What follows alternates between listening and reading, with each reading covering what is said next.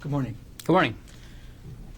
On March 24, 2025, you were married to Arielle Konig, correct, Dr. Yes. Konig? You and Arielle got married in 2018, is that right? Yes. You dated for 1 or 2 years before getting married, correct? Yes. When you met Arielle, you were working as an anesthesiologist in Pittsburgh, right?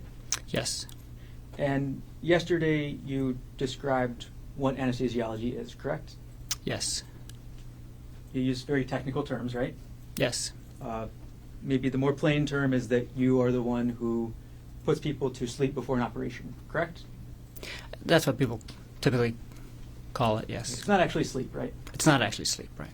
But you're the one that essentially puts them out, and then after the operation they wake up again, right? Yeah. That's part Anesthesiology of is a it. very specialized field of medicine, correct? Yes. You decide. 1 second. Could you just put the mic closer and keep your voice up? So everybody can hear. Thank you. Okay.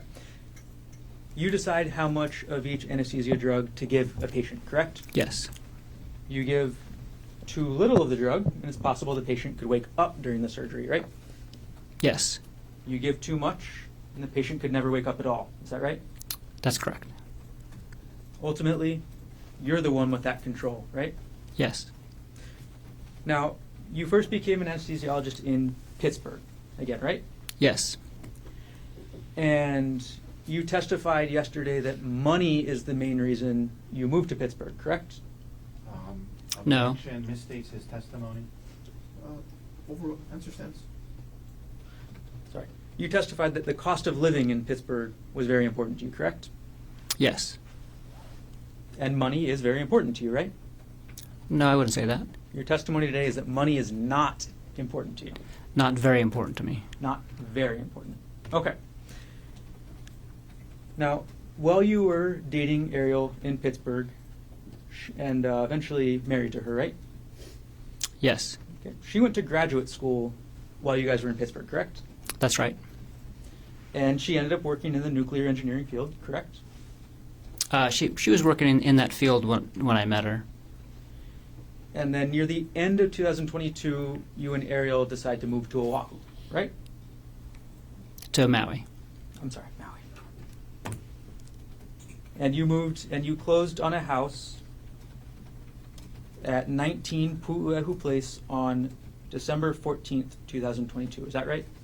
I don't remember the exact date, but it was around that time, yeah. The sale price of that house was $1.5 million, correct? That's right. And together you and Arielle had a down payment of $300,000, correct? That's right.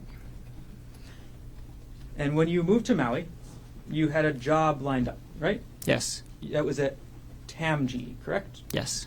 And TAMG is a group of anesthesiologists that provide services to all the different hospitals on Maui, correct? The one hospital and surgery centers and some outpatient clinics. And actually on the island of Maui, TAMG is the only provider of anesthesia services, correct?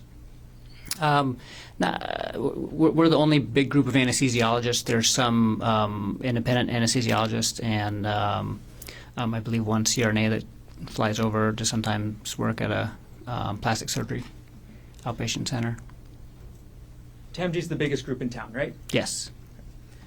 And because of that, TAMG can set the prices, right? No.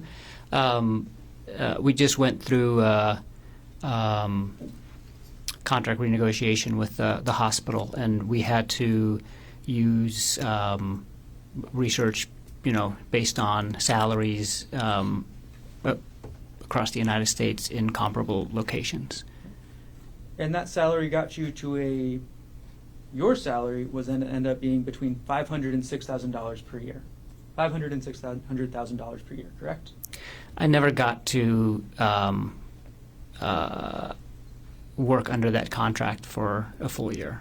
When I moved there, we were making between $300,000 and $400,000 a year. Okay, so you were making $300,000 to $400,000 a year while you were after you moved to Maui from January 2023 to December 2024. Yes, that's correct.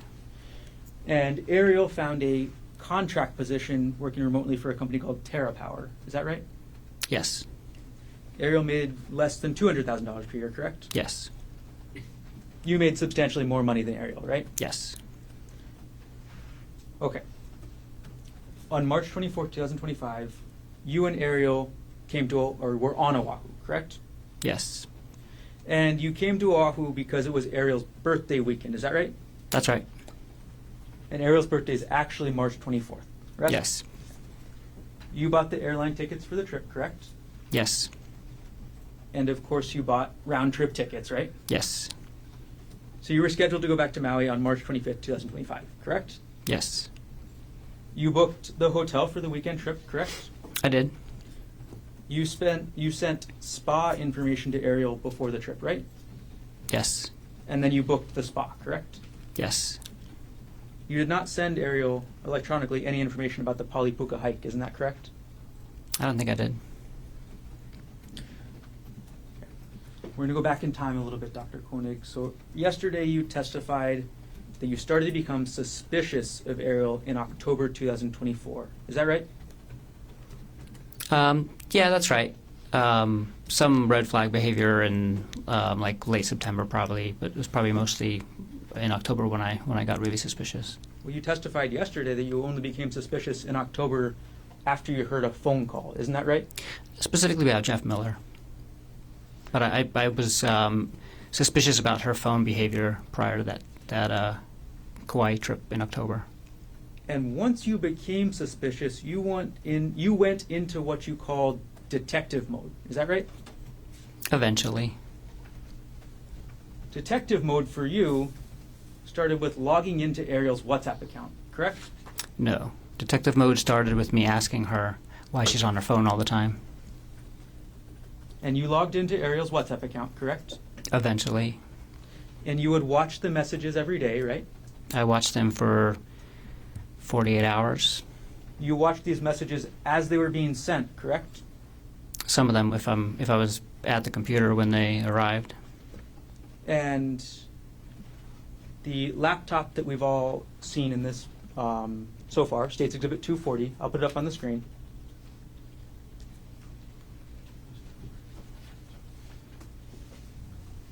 The 40 is in evidence. Yes.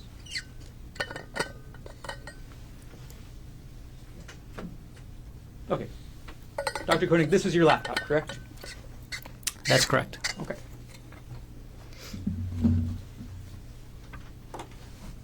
So you logged into Arielle's WhatsApp from this laptop, correct? Yes. And you saw the messages between Jeff Miller and your wife, correct? I did. You downloaded those messages, correct? Yes. Not from the laptop. I downloaded the messages from her phone, and then I saved some screenshots on the laptop.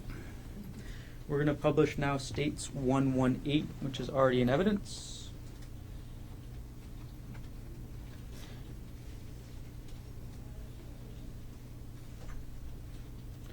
Okay, we have States 118 on the screen, Doctor.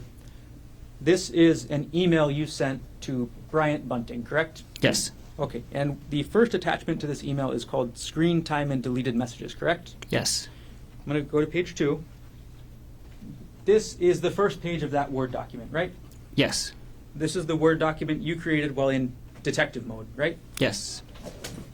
And in this document, that picture at the top, and I'll zoom in, that's the screen of Arielle's phone, correct? Yes.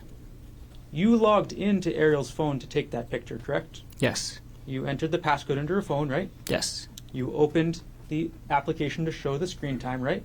Yes. And then you took this photo. Yes, I did. And then you wrote your thoughts underneath, isn't that right? Yeah, I took notes. You took notes, as you would do in detective mode, right? Yeah.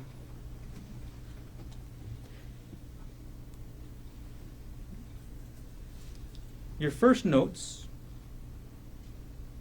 were calculating the number of hours she spent on the WhatsApp app, correct? Yes.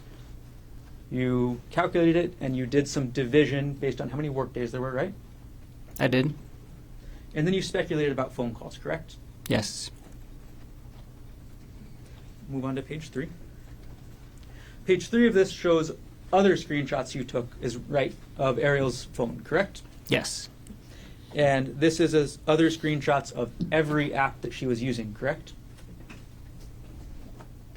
The Screen Time app keeps track of all of the apps that you use, and I think there was probably more, but I just did the first 3 pages. You didn't stop with WhatsApp, did you? No. You looked into her entire phone, correct? No, I looked it down to 3 pages of the Screen Time app. You were in detective mode and you didn't look through her actual text messages? I did look at the text message threads on her phone. You looked at the text message threads on her phone, right? I did not look through all of her text messages. I opened the texting app to see if there's anything that looked suspicious there. There wasn't, but really I went straight to WhatsApp because that was the most used application. You looked through her emails, correct? Not at this time. I did end up looking through her emails later, mostly with her consent. Like as I'm seeing her on her phone and she's writing an email, I'll be like, "Hey, who are you emailing? Can I see?" And then she'll show it to me. This was after then you confronted her, correct? Yes. Okay. Now let's focus on this part of the detective mode for now. You looked at her phone calls, correct? I looked at the phone calls that she made through WhatsApp. I didn't actually look at the phone calls on the phone. Okay. So you're suspicious of your wife for 2 months already, right? When you do this. Yes. And you look through her WhatsApp, correct? Yes. You don't look through all of her text messages, correct? Correct. And you don't look at her phone calls, right? Right.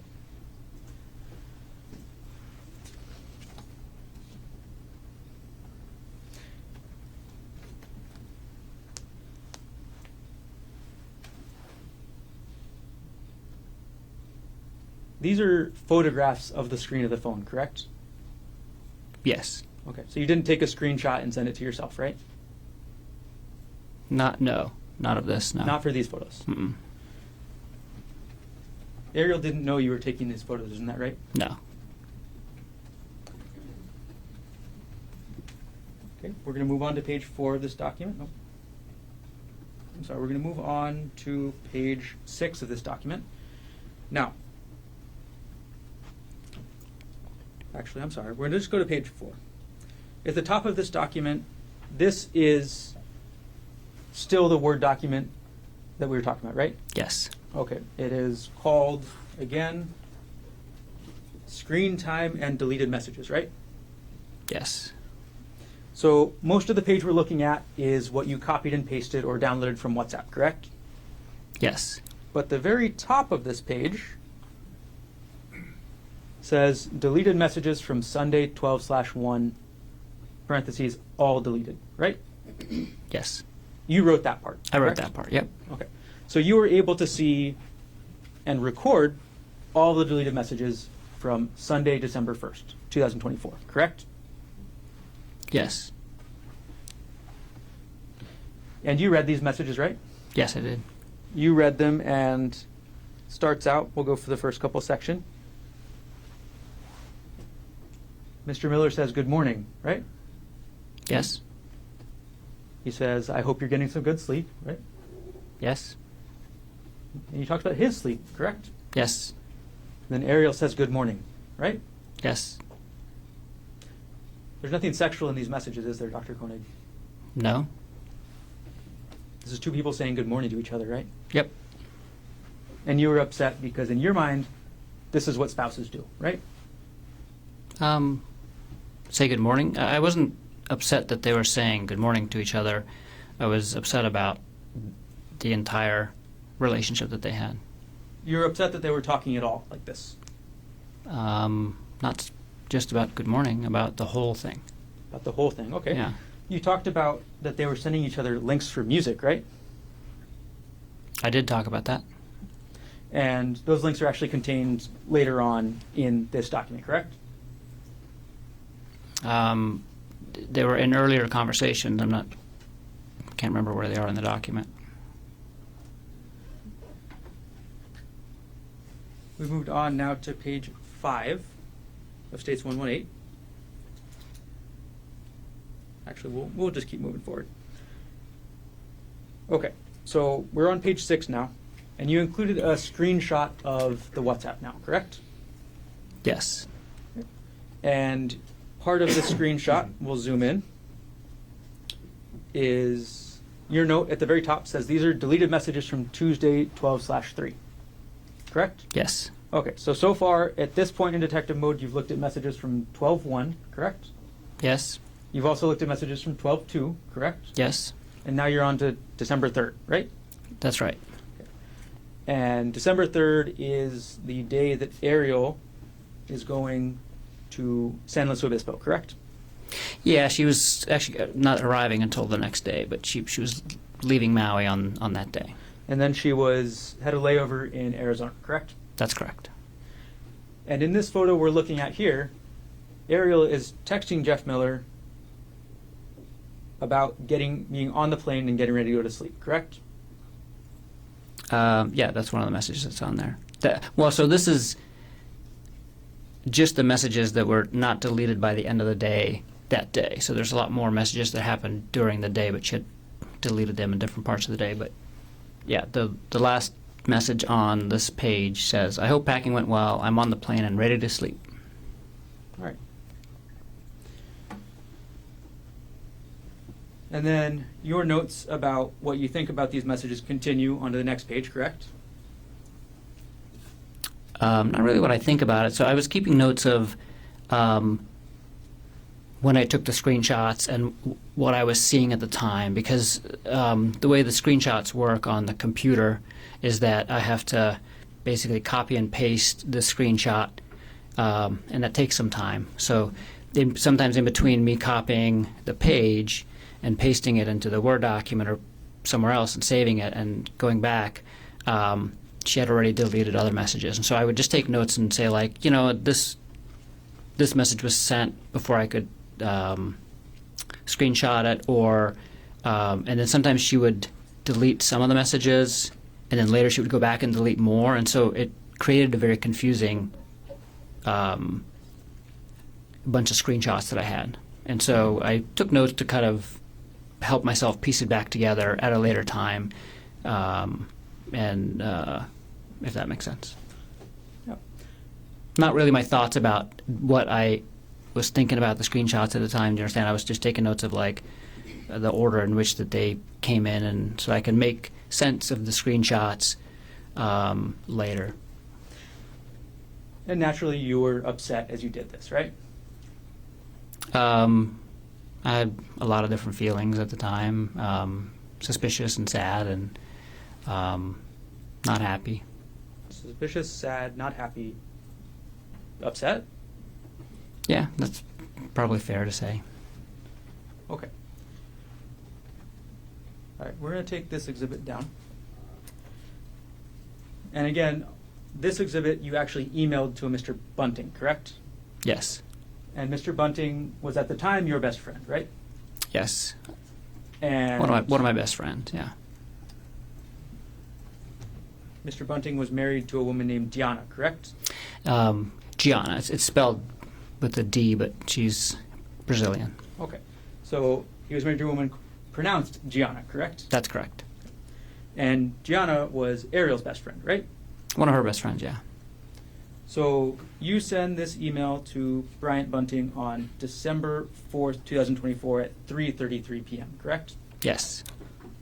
And that's before you leave for this trip, correct? Yes. And this is a trip that's going to include you, Arielle, Bryant, and Gianna, correct? Yes.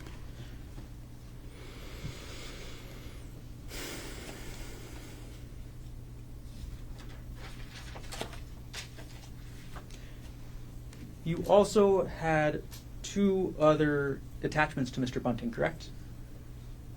I don't remember if you could show me. All right, we'll publish page 1 of this exhibit again. Sorry, what number exhibit? This is States 118.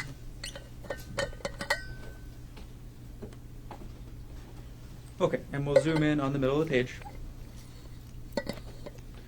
to attachment names. There were 3 attachments to this email, correct?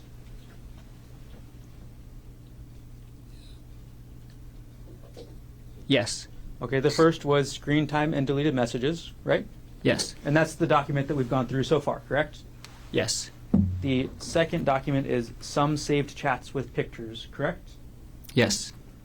And you reviewed those chats, right? Yes. And you reviewed the pictures, correct? Yes. Nothing sexual in those chats, right? No. Nothing sexual in those pictures, correct? No. And the last file is chat.txt, is that right? Yes. And this is what you actually download from WhatsApp, correct? Yes. Okay, so when you download a chat from WhatsApp, you get a file with a txt, right? That's correct.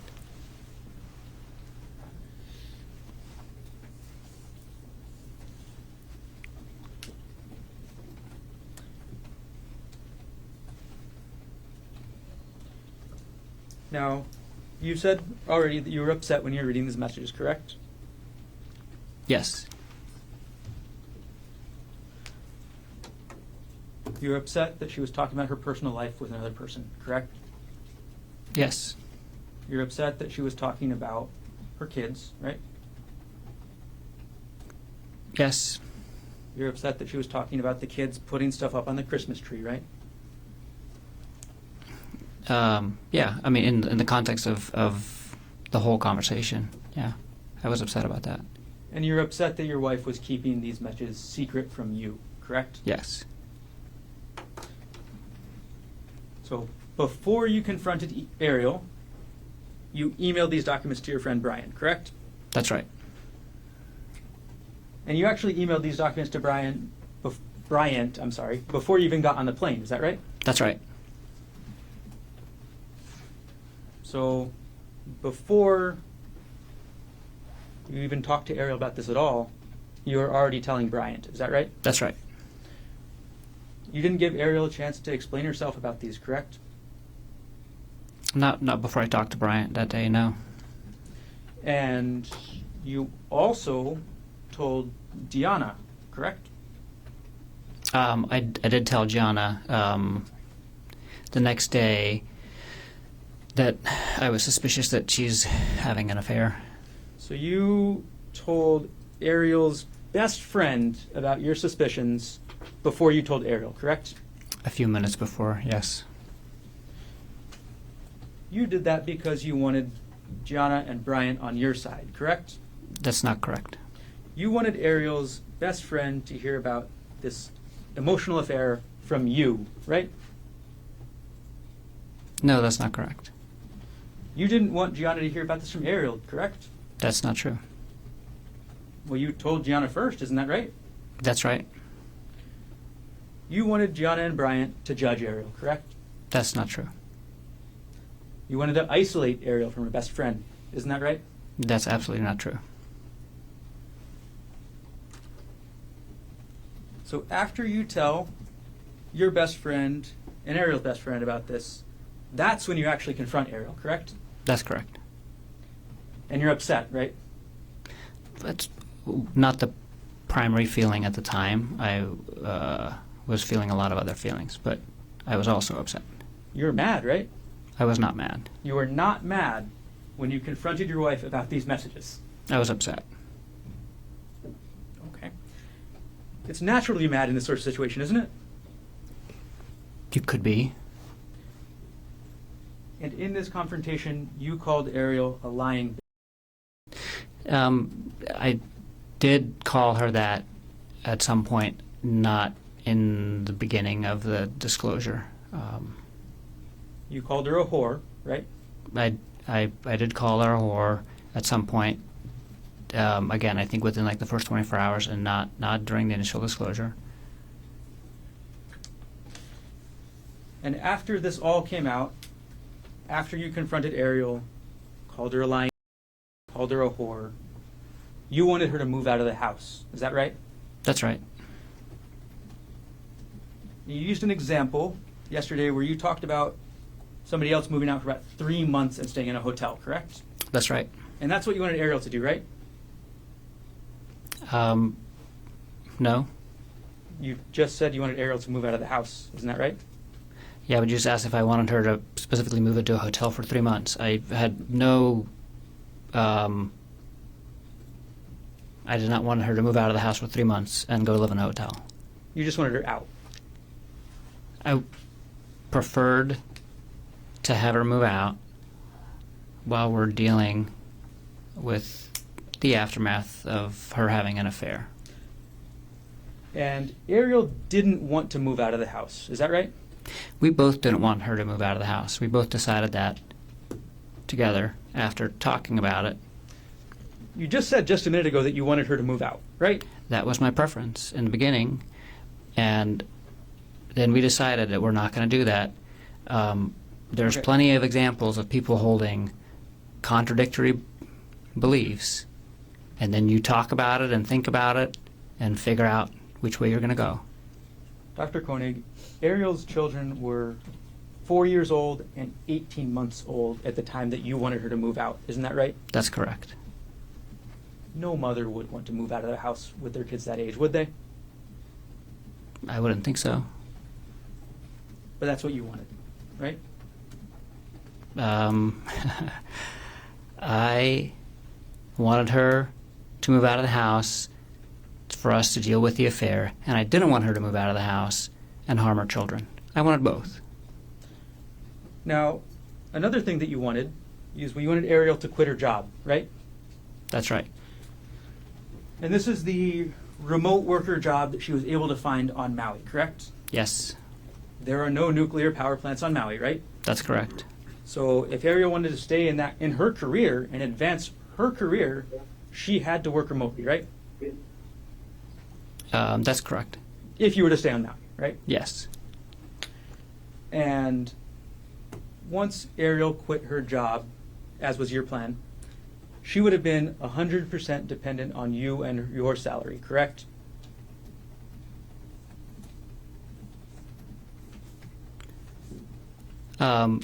She would be dependent on our assets, which were all shared.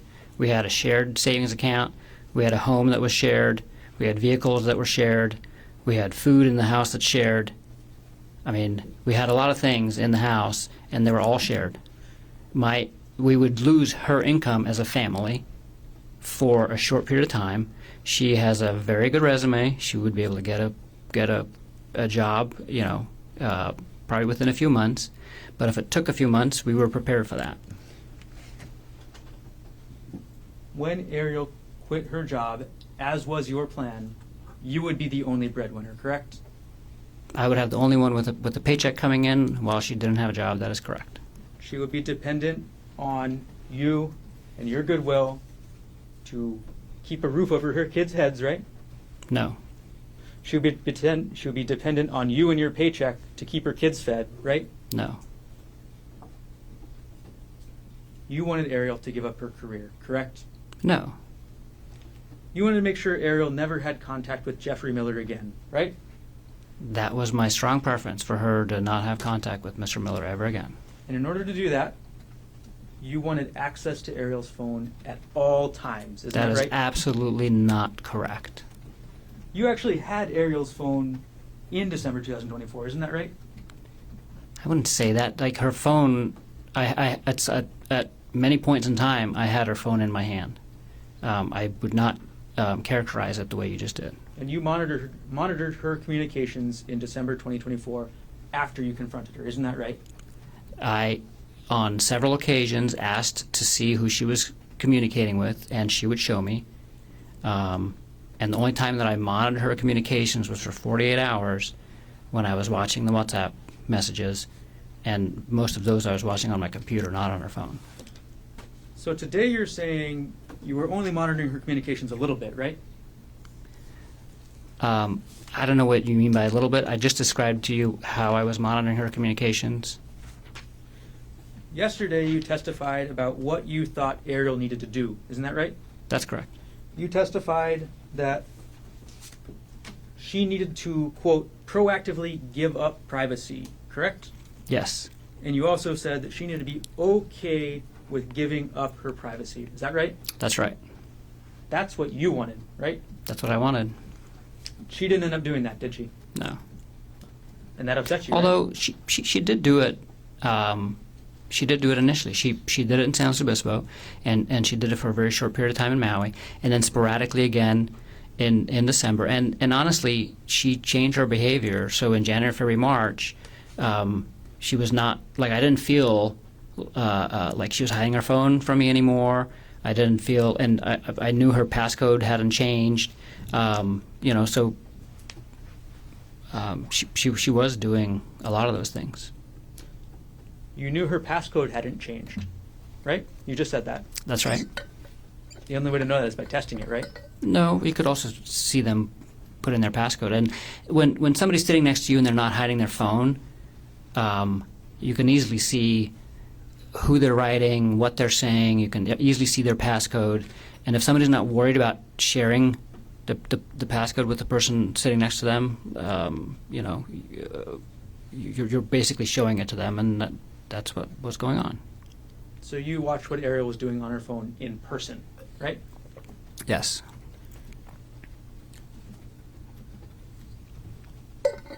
Now, another thing you mentioned yesterday is that you believed the cheating spouse needs to put in the work, right? That's not what I said. You testified that the cheating spouse needs to put in the work, right? You said that. I wouldn't characterize it like that. I would not say the work. The way you're making it sound is like there's only one work to be done.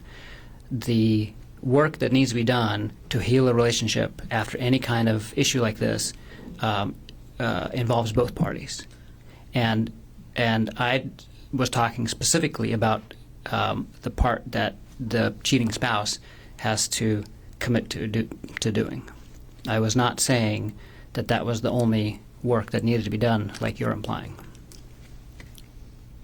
Dr. Konig, if we could not go into anything implied, I'm just asking you a question, okay? I'm asking you what you said. Your Honor, he's trying to answer the questions, should be allowed to answer it. If it's non-responsive. But that was not, Question. if he's asking questions, he's answering. Is there an objection? My objection is to him reprimanding the witness when all he's doing is answering the question. That's my objection. Overruled. Now, you testified, I'm sorry, after you confronted Arielle about this affair, you wanted her to meet your physical needs, correct? I wouldn't characterize it like that.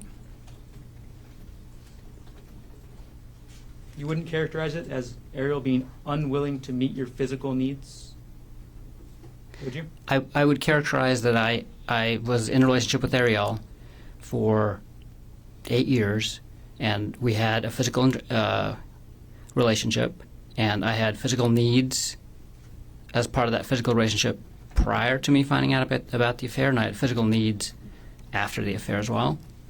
Okay. And she's a regular, we're talking about sex here, right, doctor? No, I'm talking about physical intimacy with the person that I love the most, which includes sexual and non-sexual intimacy.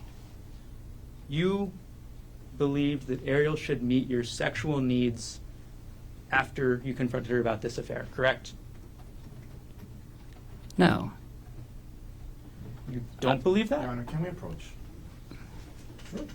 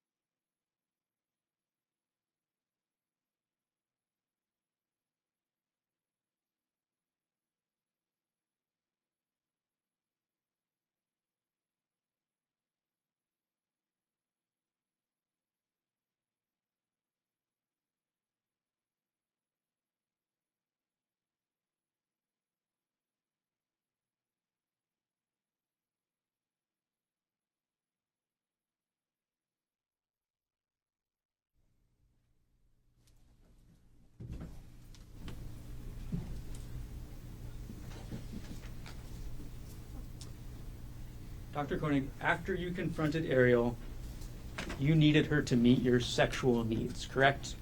No. That's your testimony today. Yes. Arielle stopped having sex with you on December 24th, 2024, correct? The last time that Arielle and I had sex was on December 24th, 2024. We did not have sex after that, and we both decided not to have sex after that. You're upset that she wouldn't have sex with you, right? That is not true.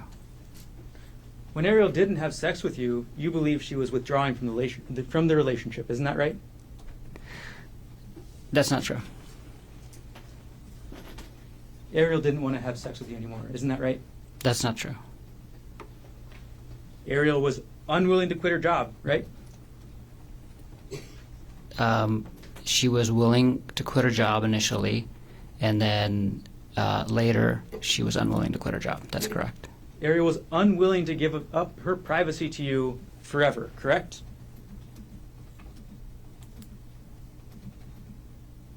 Yeah, that's right. Arielle was unwilling to move out of the house and away from her children, correct? Yes. Arielle was unwilling to have sex with you whenever you demanded it, isn't that right?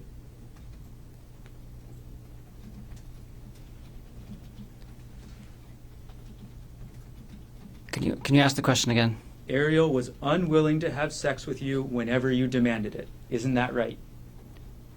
I never demanded sex, so that's not right. Now, you were 46 years old at the time this was happening, right? That's correct. And after you call a woman a lying bitch and a whore, it makes sense that they don't want to have sex with you, right? Objection argumentative, Your Honor. Sustain. You still wanted Arielle to have sex with you after you called her a lying bitch, right? We had sex in December, and that was after we had that conversation, yes. You were upset that Arielle was still talking to Gianna about you, right?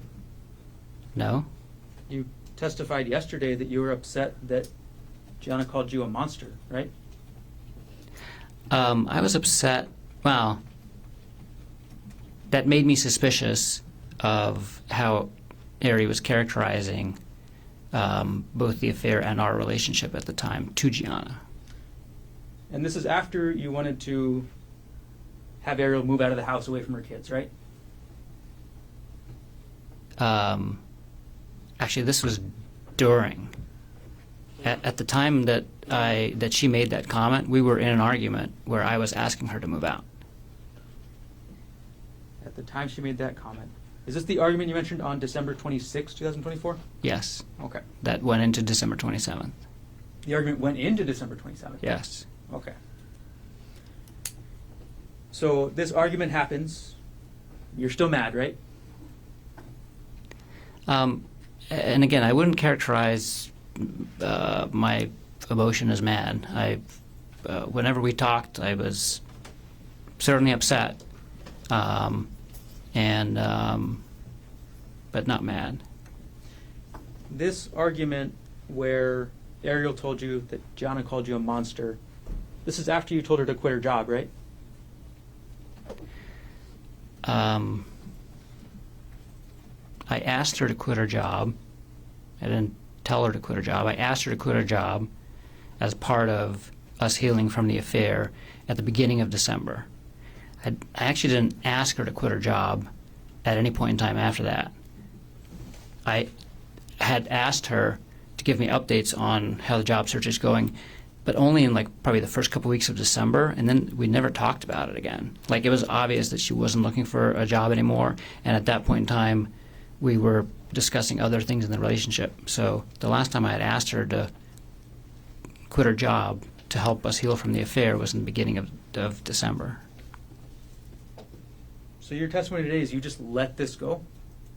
You just let this go about her job? She had misstates his No, I did not. I did not let it go. I put a pin in it, basically.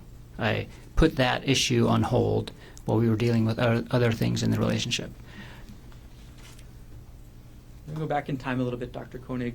Back to early December. You looked up somebody called Andrea Miller on LinkedIn, is that right? That's right. LinkedIn is a social media site used for professional networking, is that correct? That's correct. and you need a specific type of account or access to a type of account to find out the email for another person, correct? I think I don't use LinkedIn very often, so I'm not sure who, excuse me, whose email addresses you have access to and whose you don't, without certain features of the program. Well, on December 5th, 2024, you actually purchased what's called a Sales Navigator Core account on LinkedIn. Is that right? Yes, I signed up for a free trial of that feature of the LinkedIn account, specifically to get access to Andrea Miller's email account or email address. So you signed up to find Andrea Miller's email address, Yes, right? I did. And you found her email address, correct? Yes, And on December 6th, 2024, at 8:24 a.m. Hawaii time, you sent an email to Andrea Miller, correct? I don't remember the exact date or time, but that sounds right. And yes, I did email her. Okay, we'll put States Exhibit 108 already in evidence up onto the screen. This is the email you sent to Andrea Miller, correct? That's correct. You sent it on December 6, 2024 at 8:24 a.m. Is that right? That's right. The address too is the email address that you found from Andrea Miller from LinkedIn, correct? Yes. That's her work email address, right? I don't know. Kyndryl is a financial services company, correct? I don't know. In that email, you testified yesterday that the purpose of this email was simply to let Miss Miller know what's happening. Is that right? That's correct. And at the start of this email, that's what you do, right? You tell her about what you think about Jeff and Arielle, and you call it an inappropriate relationship, right? Yes, that's how I describe it. You didn't call it an affair, right? I did not. You didn't call it an emotional affair, right? I did not. You just called it inappropriate relationship. That's right. And then you provided her your phone number, is that right? Yes. You provided her your email, correct? Yes. And those are your contact information, so you're free to provide those things, right? Yes. And then you provided her with Arielle's phone number and email, correct? That's correct. You provided her with Arielle's cell number, is that right? That's right. And Arielle's personal email, correct? Yes.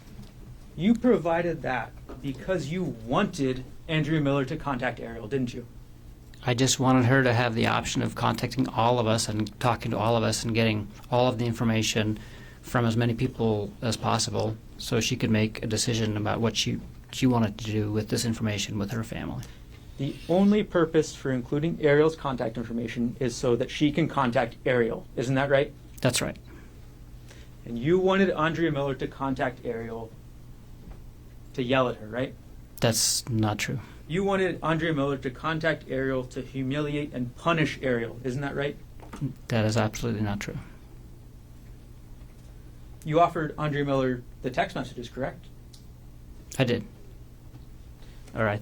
I don't know if I did or not. I don't think I offered it to her. I just said I You just said, I can share with you what I have can if share you with would you. like. Yes. Right? Yes, I did. You also sent Miss Miller a contact request through LinkedIn directly, correct? That's correct. Andrea Miller never replied to your email, isn't that right? That's right. Andrea Miller never replied to you on LinkedIn, isn't that right? That's right.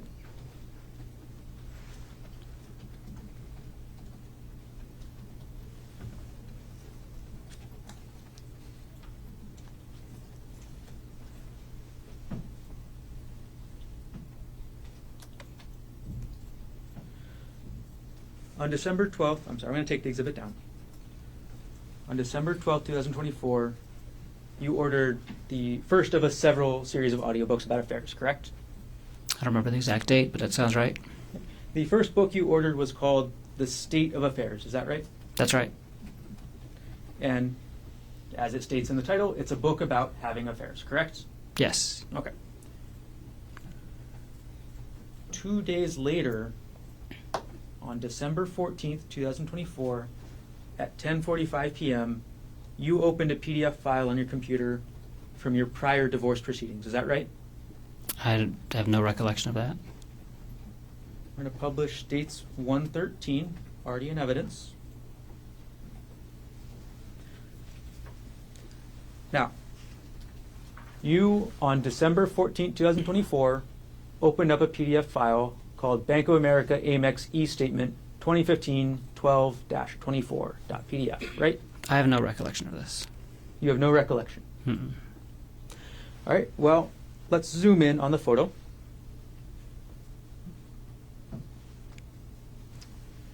The file system last access date and time of this document was December 14th, 2024 at 10:45 p.m., correct? I can see that, yeah. Do you agree with that? I agree with that. Let's go to the file path, Dr. Konig. This is under the username G. Konig, correct? Yes. That's your username, right? Yes. Your files are contained under that username. Is that Yes. right? The next folder is the Dropbox folder. Is that right? That's correct. You use Dropbox, correct? I do? You have a Dropbox that has subfolders in it, correct? Yes. The next subfolder is called JPR. Is that right? That's correct. That's a subfolder that you created, correct? Yes. That's a subfolder that means Jessica Patella Ray. Isn't that right? That's correct. And under Miss Ray's subfolder, or Miss Patella Ray's subfolder, you have a separate subfolder called Divorce. Isn't that right? Yes, I created that. You made that folder, correct? Yes. And in that folder, there's another folder, right? Yes. And that's for 2016-04 hearing. Isn't that right? That's right. This is a hearing about your divorce from April 2016, correct? Yes. And the last subfolder is supportive documents. Isn't that right? Yes. And in that supportive documents folder, the supportive documents are for this April 2016 hearing, correct? Right. These are the documents that you want to bring to your divorce hearing, right? Yeah. And the It was a long document- time ago, but that was probably all the supporting documents that my lawyer needed for that hearing. And this was a Bank of America Amex statement from 10 years prior. So A long time ago. I have no recollection of looking at a Bank of America Amex statement from 10 years prior on this date. I don't remember doing that. You don't remember at all. Mm-mm. And I mean, it says file system last access. I don't know if that gets triggered if like a file is copied or something like that, because I was looking through the documents when they were presented into evidence earlier in the week, and there were a few that I did not recall accessing on those times. Many I do recall accessing. But this one But about this is- divorce, this is you're what- saying you don't. I don't recollect accessing that. No. Now, on December 14th, And I can't think of a reason why I would have. you can't. There's no reasonable reason for you to be accessing this. Is that right? There's no. I can't think of a reason why I was looking at a Amex statement from 10 years prior on December 14th, 2024. This is a document that you needed to prepare for your prior divorce, correct? Correct. This is in the middle of December 2024, correct?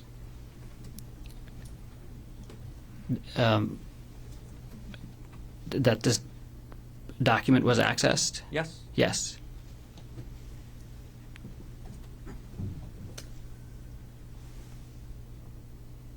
Now, the very next day, we'll take this one down, and we're going to go chronologically. The very next day, on December 15th, 2024, at 8:17 a.m., you viewed a January 2022 pay stub for your wife, Arielle Konig. Is that correct? I don't recall that, but I that sounds more plausible that I had done that. But I don't specifically recall that date and looking at that document. We'll publish dates 125. This is the metadata, correct? Oh, I'm sorry. This is not page 1.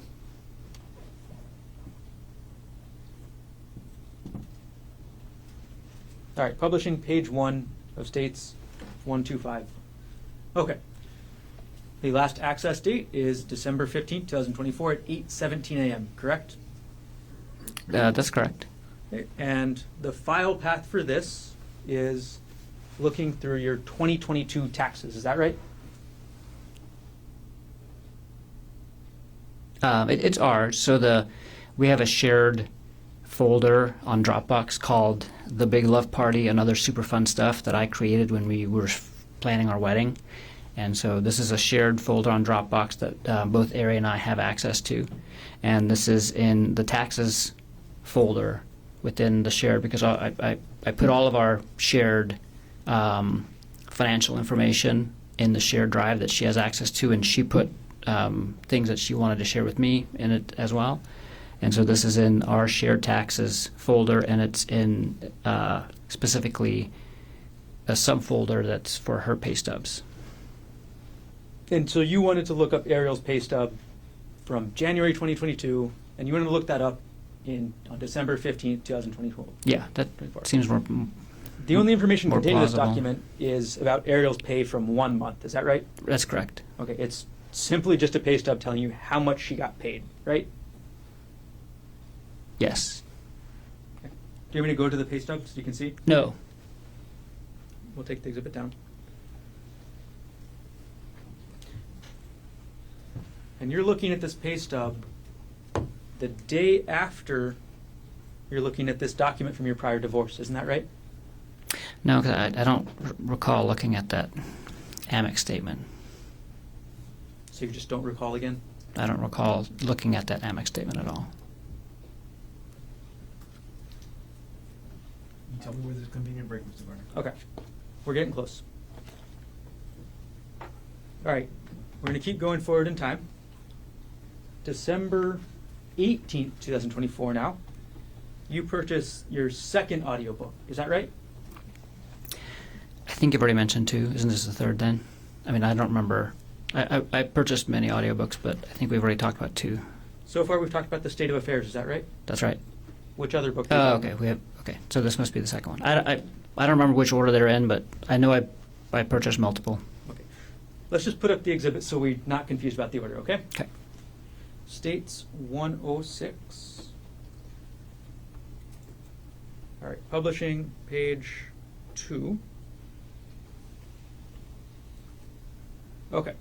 This book you purchased on December 18th, 2024 at 9:30 a.m. Is that right? That's right. Okay. And this book is called After the Affair, the third edition, correct? Yes. Okay. And then on the same day, you purchased the third book, correct? We'll go to page 3. This one you bought on December 18th, 2024 at 11:48 a.m., correct? Yes. Okay. And this is the one you mentioned in your testimony yesterday, How to Help Your Spouse Heal from Your Affair, correct? That's correct. There was two books with the same title actually that we both listened to. Got it. So there's actually a second book with the exact same title, right? That's correct. Okay, and that book's on page 4 of this exhibit, correct? That's it. Yep. Okay, and you purchased these on the same day, although you purchased the second one later in the afternoon at around 2 p.m., correct? Yes, that's what it looks like. Yep. Okay.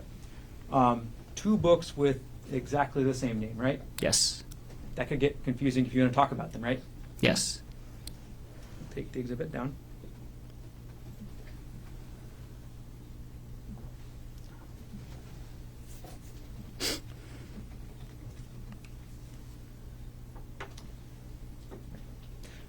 This book, How to Help Your Spouse Heal from Your Affair. That's directed at the wayward partner, correct? Yes. It's directions on the quote, cheating person that they have to follow, correct? Well, I mean, it goes into everything that needs to be done, but and it does it in a way that it explains why those things need to be done. So it was very helpful for me to read as well, because I understood all that needed to be done to kind of fix the relationship. And it does talk about some things that the other spouse has to do as well, but it's primarily focused on what the cheating spouse has to do. So in your mind, this book is primarily geared towards Arielle, but you just wanted to read it too, correct?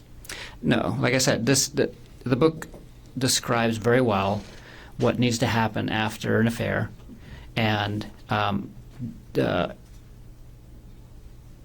the vast majority of what needs to be done in the initial stages is by the cheating spouse, but it does go into what the other person has to do, and it's geared for both partners. The title is How to Help Your Spouse Heal from the Affair, but the contents of the book is for both parties. And this book is where you got these terms or these things you told us yesterday that you believed Arielle needed to do, correct? This is one of the books Okay. that I used. Yeah. This is where you, I guess you had the idea that she should quit her job before you read this book, right? That's right. Okay. But this book supported that idea for you, correct? Yes, absolutely. And this book, again, as you just talked about, is the one that got that idea that the cheating spouse needs to put in work, right? I'm sorry, can you ask that again? This book also helped you with that idea that the cheating spouse needs to put in work. Is that right? Yes. And this is, again, the book that supports your idea that the cheating spouse needs to give up their privacy, right? Proactively give up privacy as part of the healing process for a period of time, yes.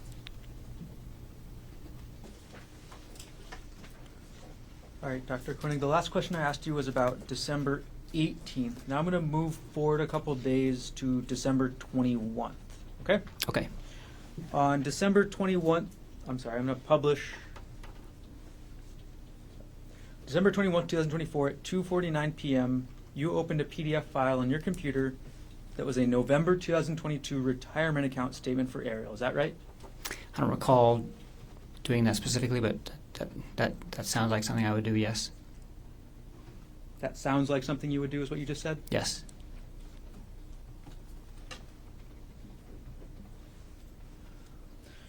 And as of November 2022, Arielle had a retirement account, correct? Yes. And that retirement account, again, as of 2022, was valued at $191,439, correct? I don't remember that exact number, but that Was- sounds about right. Was that number Is this accurate? Yeah, yes. And in November 2022, you were the primary beneficiary of that account, correct? That's correct. That means that if anything happened to Arielle, you would get that money, right? Yes.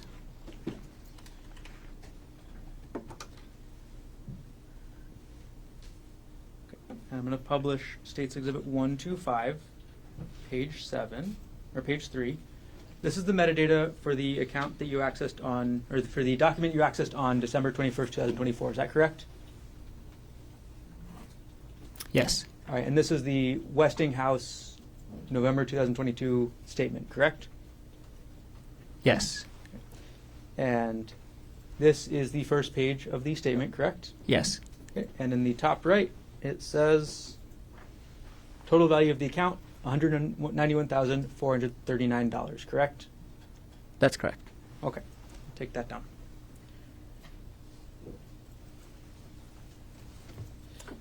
December 24th, 2024, at 3:36 a.m., you accessed a document from 2018 on your computer, correct? I don't recall that. I'm going to publish dates 125 at page 7. On December 24th, 2024, at 3:36 a.m., you accessed a PDF, correct? I have no recollection of accessing this. This is a document that talks about.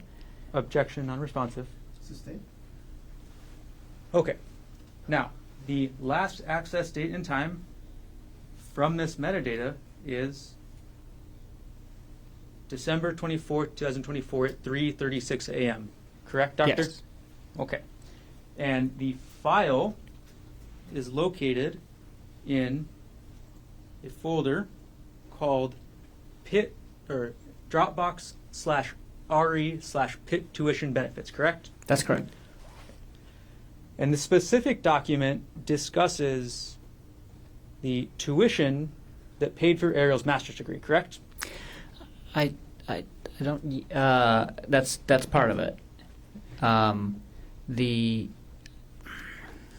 I see the document, I can't tell exactly what it is, but I think it talks about, because I was Go to page 8. Well, can you let him finish? Go ahead. I was an employee of University of Pittsburgh, and through that we got some benefits that helped pay for her MBA that she was doing at University of Pittsburgh. So that's just what I asked, right? Well, is there a question? What's the next question? That is the question. Is that what I just asked? Can you remind me what you just asked? I asked if the document was about how the education benefits from Pittsburgh that paid for Arielle's graduate degree. Yes, that's correct. Okay. Now I actually have the document on the screen, right? Yes. Okay. And your benefits from working at Pittsburgh, at the University of Pittsburgh, paid for Arielle's education, correct? Not completely. It defrayed some of the costs. And this document is how you started that process to get parts of her master's degree paid for, correct? Yes, that's the application form, I believe. The title of this document is Request for Education Benefits Form for a Spouse/Domestic Partner, correct? Yes. Okay. And again, you were looking at this document at 3:36 a.m. on December 24th, correct? I have no recollection of looking at this document in December. And I don't know why I would be doing it at 3:36 a.m. Okay. And December 24th, obviously Christmas Eve, correct? Christmas Eve, like Christmas Eve morning. It's the middle of the night. Middle of the night, right? But yes, right? Yes. 3:36 a.m. and you have no idea why you would be looking at this document, right? No. You have no idea why you would be looking up the benefits that Arielle got from your job, right? Right.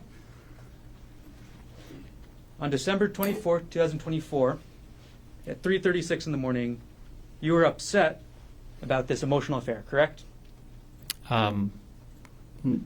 No. You were I was thinking probably sleeping. that you paid for Arielle's education and this is how she repays you, right? No.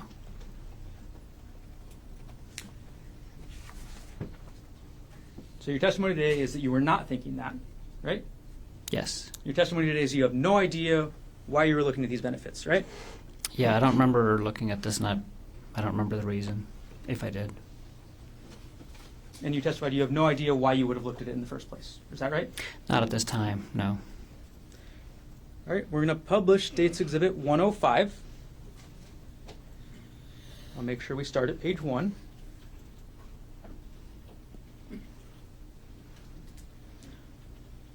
All right, publishing States 105 at page 1. This exhibit is your Reddit internet history, correct, Dr. Konig?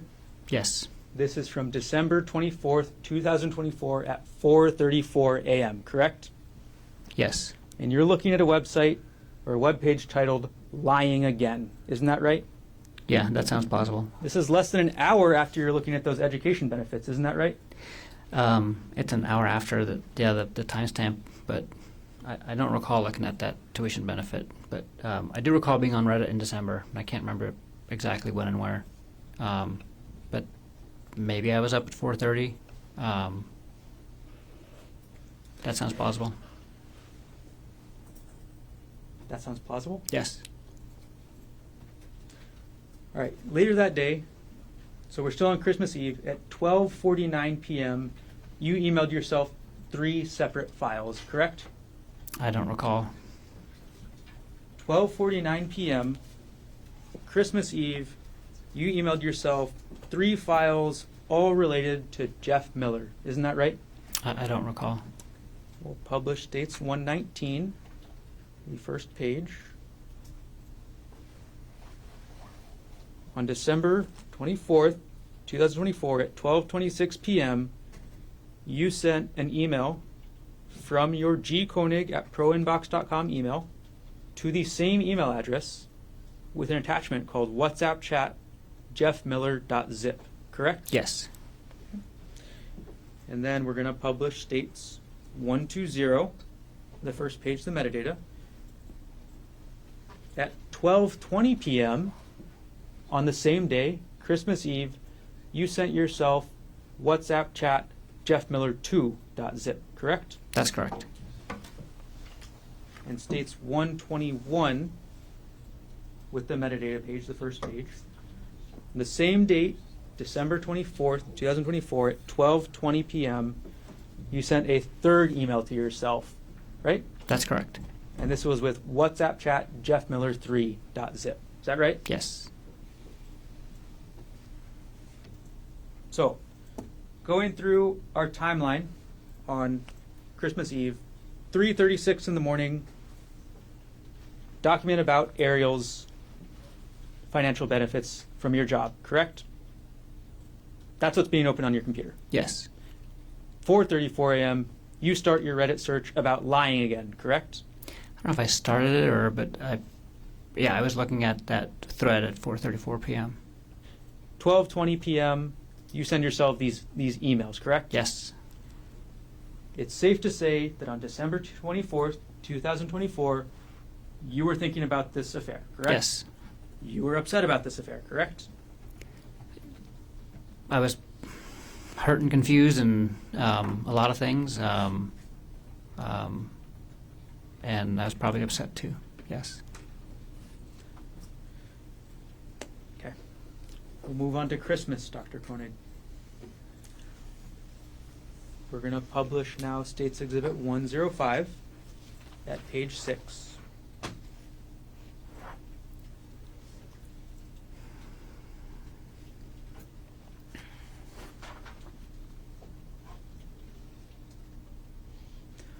Okay, now it's on the screen.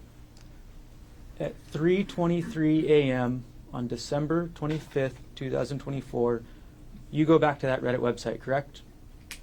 Yes. This is Christmas now, right? Yes. Christmas Day at 3:23 a.m. You're on Reddit, right? Yes. And you look at Reddit around that time, 3:30 a.m., for a couple different posts, right? I don't remember, but that sounds plausible, yeah. And then later in the day, the afternoon now at 2:16 p.m., you go back and look at another Reddit post on the same subreddit, correct? I don't recall the exact date and time, but that sounds plausible, yes. On December 25th, 2024, at 2:19 p.m., you went to a Reddit page with a post titled, "Can't have physical relationship with WP anymore." Isn't that correct? I don't recall, but it sounds plausible.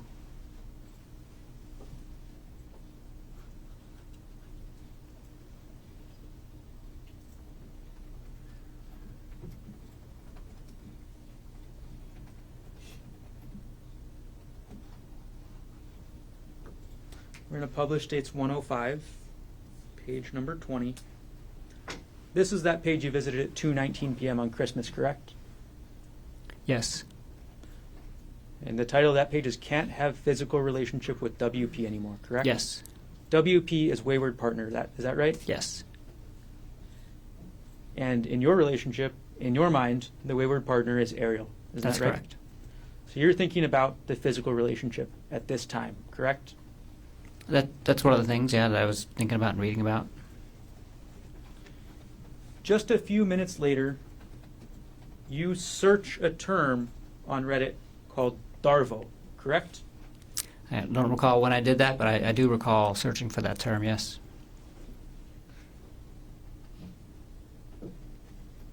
We'll publish 105 at page 24. This is that search, isn't that right, Doctor? Yes. Okay. And this is not a specific post about the word Darvo. This is actually a search for information about the word Darvo, correct? That's correct. And you know what that acronym means, right? Yes. The D stands for deny, right? Yes. The A stands for attack, correct? Yes. And the RVO are all connected together, and they mean reverse, victim, and offender. Is that right? That's right. So in order to use that strategy first, the accused will deny the accusation, correct?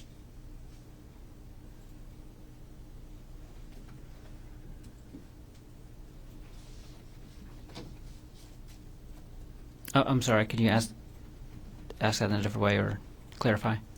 The first step under the D in deny means the accused will deny the accusation, correct? I mean, DARVO refers to a thing that. Objection, non-responsive. He's answering that question.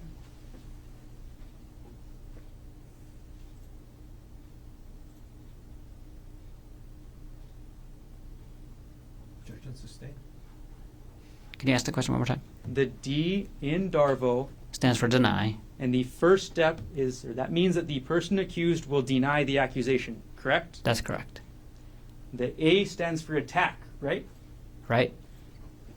And that step is the person accused will attack the accuser's credibility. Is that right? It stands for attacking the accuser in many different ways, not just their credibility. But that's one of the ways in which they could be attacked. Yes. So you can attack credibility, right? Yes. You can attack them in other ways, correct? That's right. You can attack them with irrelevant information, right? Lots of different things. Lots of different ways you can do the attack, right? That's correct. And the last section of DARVO, the RVO, again stands for reverse victim and offender, right? Yes. And that's when the perpetrator portrays themselves as the victim, correct? That's right. DARVO is a tactic used by individuals or institutions to deflect blame and responsibility for harmful actions, correct? Yes. Okay. We're going to move on to the next day, Doctor. December 26, 2024, at 6:47 a.m., you reviewed your 2018 tax notes. Is that correct? I don't recall that specifically, but that sounds plausible. Okay. I'm going to publish the metadata page, so the first page of States Exhibit 114. Okay. You can look at the screen, Doctor. Yes. On December 26, 2024, at 6:47 a.m., you accessed a document called 2018 Taxes GK Notes, Yes. correct? This document is your notes about the taxes you paid in 2018, correct? It's the document that I create that has all the information that I give to our accountant so that to help them do our taxes. So I make a document every year, and for the next year I copy and paste the previous year's document, and then I just change the information and send it to them. Yes. So it does have how much we paid in taxes, but it also has a bunch of other stuff in there. And you said then for the next year, each year you'll copy and paste the last year because obviously you just want to use the most recent year, correct? That's right. But the day after Christmas, you're looking at your notes from 2018, correct? Seems so, yes. And in those notes, you discuss, or you have the information, how much child support you paid in 2018, correct? That's correct. You have how much alimony you paid in 2018, correct? That's correct. You paid about $29,000 a year in child support in 2018, correct? That's right. You paid about $6,000 in alimony in 2018, correct? That's correct. And this was to your ex-wife, Jessica Patella-Ray. Is that right? That's right. Dr. Konig, this is 2018 money we're talking about, right? Yes. Inflation has clearly gone crazy since 2018, right? That's right. So in 2024 dollars, that'd be quite a lot more, right? It would be more. I'm not sure how much more. And actually, I don't know. Child support is a calculation, so I'm not sure if. But yeah, I'm sure they make adjustments for inflation. Yeah. How much money were you making in 2018 again? Probably 350,000. So you were making less money than you made in 2024, correct? About the same, actually. I took a significant pay cut when I moved to Maui. Dr. Konig, isn't it true that these tax notes that you have say you actually made $446,000 in 2018? If whatever's on the tax notes is accurate, so if I said 350, then I misspoke. What was the final number? I'll publish the exhibit now, and this is page 2 of the exhibit. Okay. So you made $446,000 in 2018, correct? That's correct. Okay.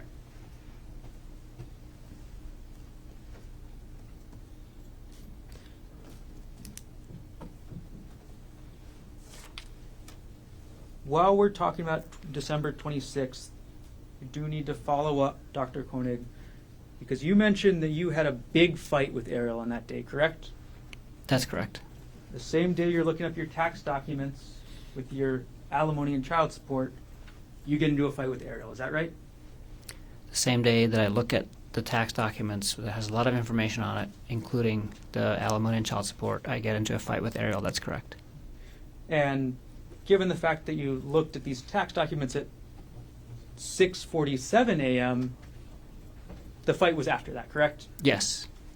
The fight was during the daytime, correct? It was at night. So the night of December 26th, you get into this fight with Arielle, correct? That's correct. And this is the second time in this fight that you tell Arielle to move out, right?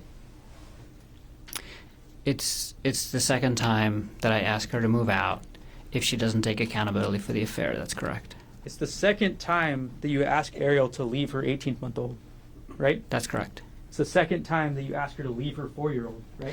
Oh, that's not correct. I wasn't asking her to leave the children. She would move 200 yards down the street to her parents' house and see the children as often as she wanted to, but she would not be physically living in our house anymore. So that is not correct. I did not ask her to leave the children. So you have this fight with Arielle on the night of December 26th, correct? Yes. And then, on the morning of December 27th at 6:34 a.m., you look at Arielle's pay stub again, correct? I don't recall that specifically, but it's the end of the year. I was probably looking at a bunch of tax documents and financial things, and I always get up early because I have to get up early for work, so that sounds very plausible. It was the end of the year, and you wanted to look at tax documents. Is that what you just said? That's all I can think of why I was looking at these documents then, is end of year finances. This is 2024, right? Yes, The end of 2024, you want to start preparing your taxes for the year, right? that's correct. And you decide that the best way to prepare for your taxes of the year 2024, we're going to publish dates 125 at page 10. The best way to prepare for your taxes in 2024 is to look at how much money Arielle made in the month of January 2022. I'm sorry, what's the question? This document has nothing to do with how much money you'd pay in taxes in 2024, correct? That's correct.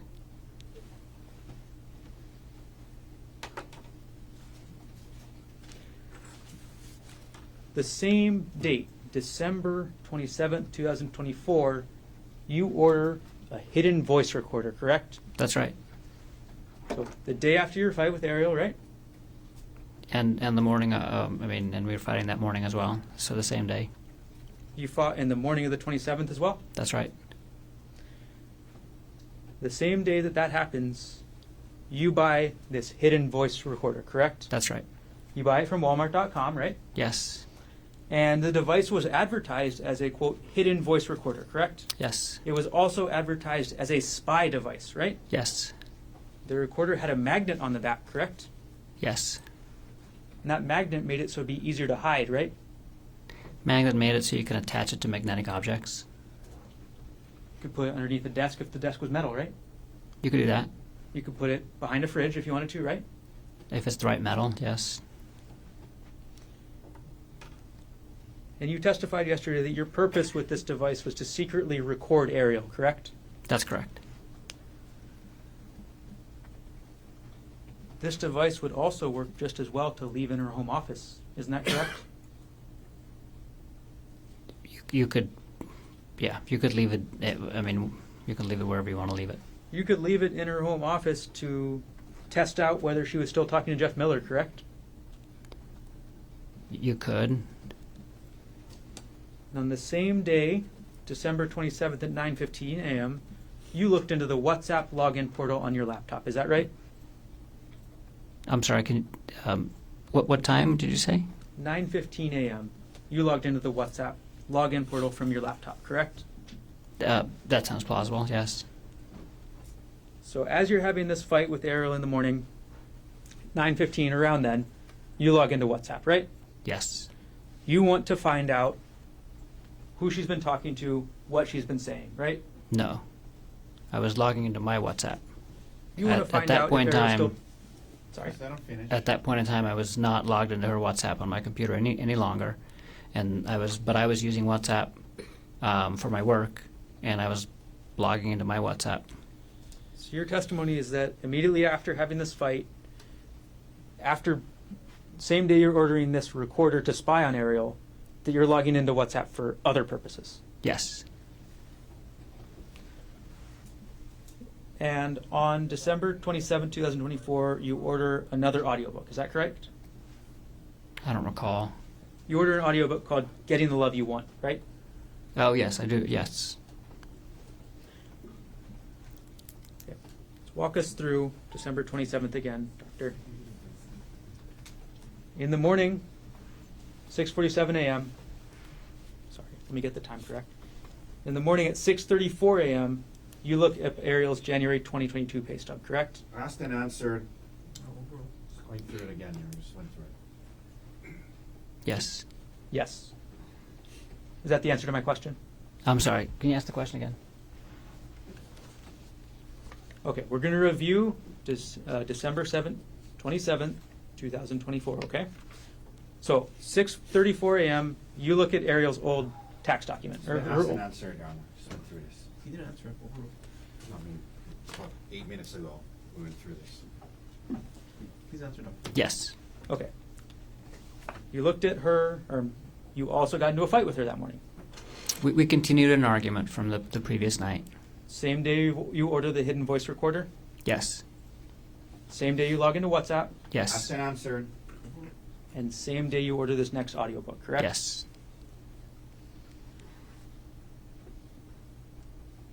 Moving on now to December 29th, 2024. You looked up your wife's Facebook profile, correct? Excuse me. I don't recall that specifically, but I probably did. And you specifically went to her friends list, isn't that right? Again, I don't recall that specifically, but I probably did.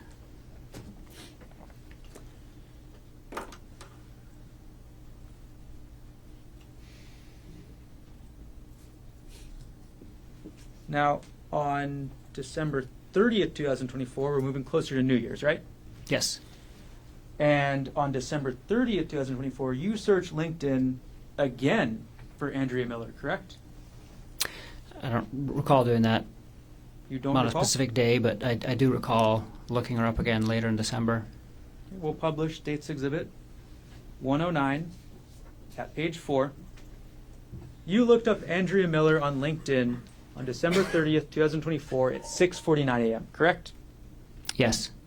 I looked at her contact info. She still hadn't replied to your email, right? That's right. She never called Ari to yell at her, right? She never called Ari to do anything, as far as I know, actually. She might have, she didn't tell me, but as far as I know, Andrea never called Ari. And then after searching for Andrea on LinkedIn this morning, you canceled your LinkedIn Sales Navigator Core account, correct? That sounds right. I had to cancel it within 30 days, and so I probably went in LinkedIn to cancel the account and then also clicked on Andrea's profile. This is page 5. This is the email confirming your cancellation, correct? Yes. Okay. So, and this is at 6:56 a.m., is that right? That's right. Okay, so you look up her email and then you cancel. You look up her account and then you cancel, correct? Yes. And you say you cancel because you didn't want to pay the fee, is that right?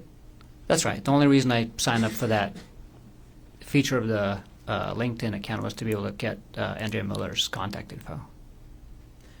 If you hadn't canceled it, it's in the realm of somewhere about $100 a month, is that right? It's expensive. So you got what you wanted, so you were done. That's right.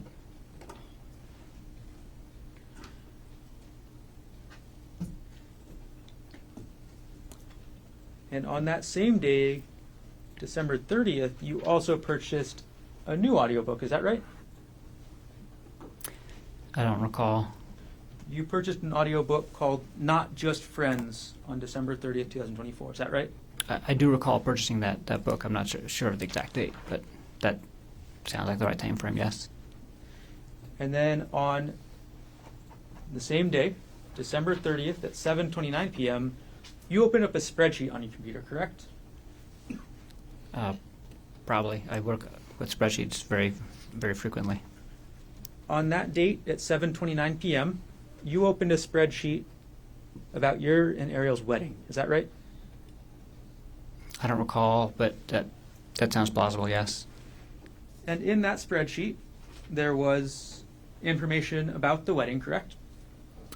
There's a lot of information in the spreadsheet. There's a guest list, right? A guest list, There was Yes. Tasks for you and Arielle to do to prepare, correct? yes, And there was the cost. and a lot of other stuff. There was the cost there, correct? The cost was there too, yes. Okay. Oh, sorry. Moving on now to December 31st. December 31st is Christmas Eve, right? I'm sorry, New Year's Eve. Yes. Okay, New Year's Eve, 8:38 p.m., you accessed a PDF file on your computer from that JPR divorce folder. Is that correct? I don't recall doing that at all. You don't recall? No. We'll go to States 113. We'll publish page 2.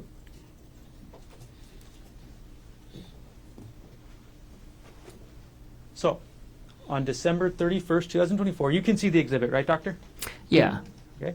On December 31st, 2024, at 8:38 p.m., on your computer, this document was opened up, correct? Again, I don't recall opening up this document. I can't think of a reason why I would have opened up this document. Again, it's a credit card statement from 2016 that was part of the hearing on the divorce, but it's not even actually it's not even the document for the divorce hearing. It's just one of the credit card statements, and I have no recollection of opening this document at that time and don't know why I did that, or if I did it. And that's what I'm saying, because it says file system last access. Like, so does that get triggered when something other than just opening the document happens? Because I don't recall opening up this document at all. You said a lot of words there, but at the end of the day, you don't recall, correct? That's correct. That's Okay. correct. This document is in that same folder we talked about earlier, correct? Yes, This is supportive documents for your 2016 divorce hearing, correct? that's correct. And these are the kind of documents that you want to have to present in the hearing, correct? That's correct. They're financial documents that are relevant to a divorce, right? That's right.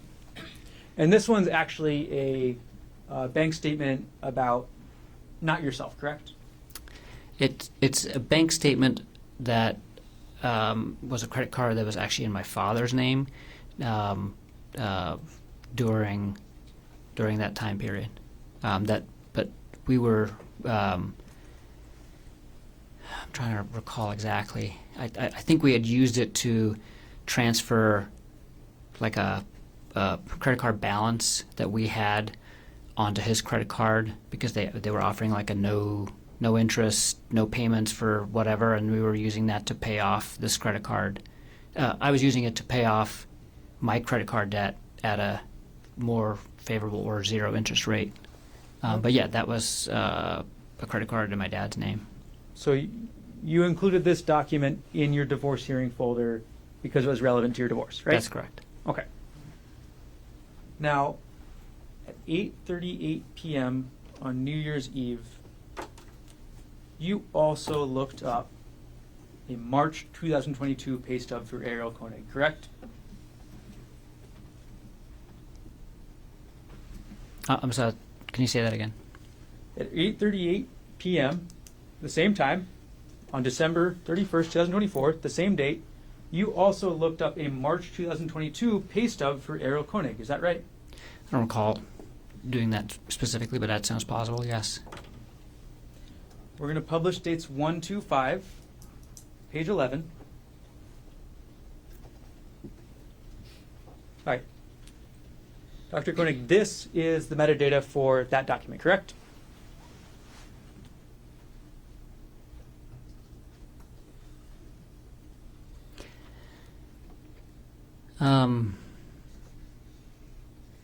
Yes, this is the data for that document, yes. Okay. And the last access date and time is December 31st, 2024 at 8:38 p.m., correct? That's correct. And this document is not in the taxes folder, is that right? Right, which is, it just makes no sense that I access this document out of that folder. Dr. Konig, that's not the question. Yes. What was the question? This document is not in the taxes folder, That's correct? correct. Okay. And again, there's no real reason to be accessing this document, correct? There's no reason that I can think of accessing this document out of that folder. I can think of a reason why I was looking at her taxes potentially at the end of the year, but I don't know why I would have never gone to that folder to look for her tax documents, because I have a tax document folder that has all of her tax stuff in it. And again, the document we're talking about is literally just a pay stub for 1 month, right? That's right. It's well, the only information in that document is how much Arielle got paid in March 2022, right? Right. No relevance to taxes in the year 2024, correct? That's right. She's not even at the same job at this point, right? That's right. So at the same time, the data from your computer shows opening up divorce-related documents as well as an old pay stub for Arielle, correct? That's correct. How much each person gets paid is very relevant in divorce, right, Dr. Konig? That's correct. And again, this is all 8:38 p.m. on New Year's Eve, right? That's correct.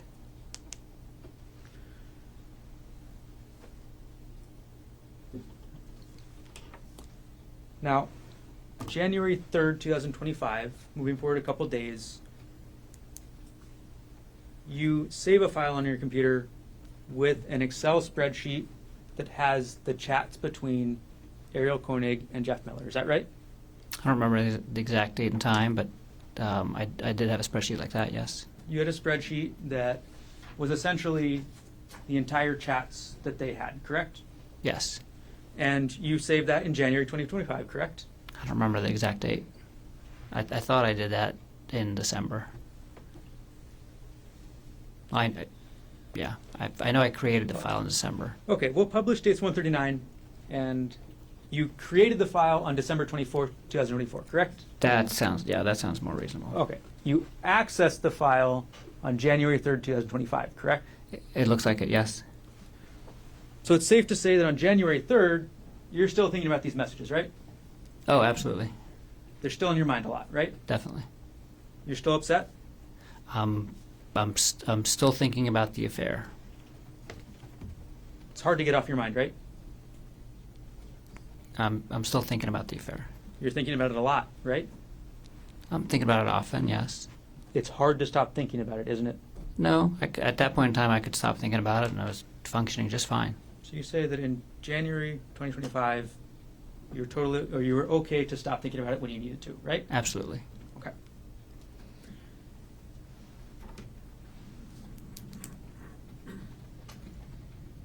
On January 7th, 2025, you purchased another audiobook, correct? I don't recall. We'll put States Exhibit 106 up on the screen. And this is going to be page 6 of 7. On January 7th, 2025, you purchased an audiobook called Not Just Friends, correct? I thought we said that I purchased that on the 30th. January 7th, 2025. You purchased this audiobook, correct? Yes. And on January 7th, 2025, again, the title was Not, and it's getting little half quotes, Just Friends, right? Isn't that the same book that we said I purchased on the 30th?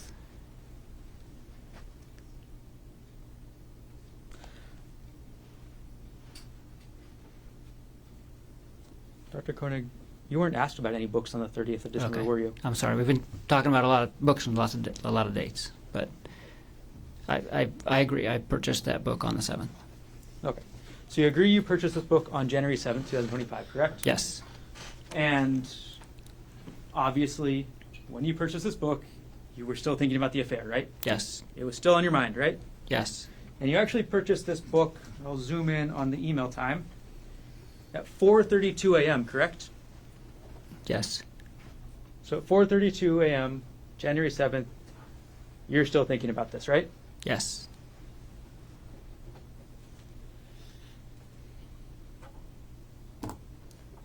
The same day, January 7th, 2025, at 6:59 a.m., you go back into your JPR, Jesse Patella Ray divorce folder, correct? I have no recollection of going into the divorce folders from my previous divorce during this time. Again, no recollection? No recollection. We're going to publish dates 113 at page 3. Can you take a look at that? Yes. All right. So this is a file name 2012 or 2012-412 Ghent plane ticks, correct? Yes. The document we're talking about is a plane ticket to go to the city of Ghent in Belgium, correct? Yes. And that's a trip that you and Jesse Patella Ray took together, right? Yes. And as the metadata shows, the last access date and time, January 7th, 2025 at 6:59 a.m., correct? Yes. This one is not in the supportive documents folder, though, is it correct? Is it? No, it's in the same hearing folder, but it's a folder called Jesse Lived Extravagant Life. Jesse being the woman you were divorcing at the time, correct? Yes. You made a folder called Jesse Lived an Extravagant Life, right? That's correct. You were a little bitter at the time you made this, right?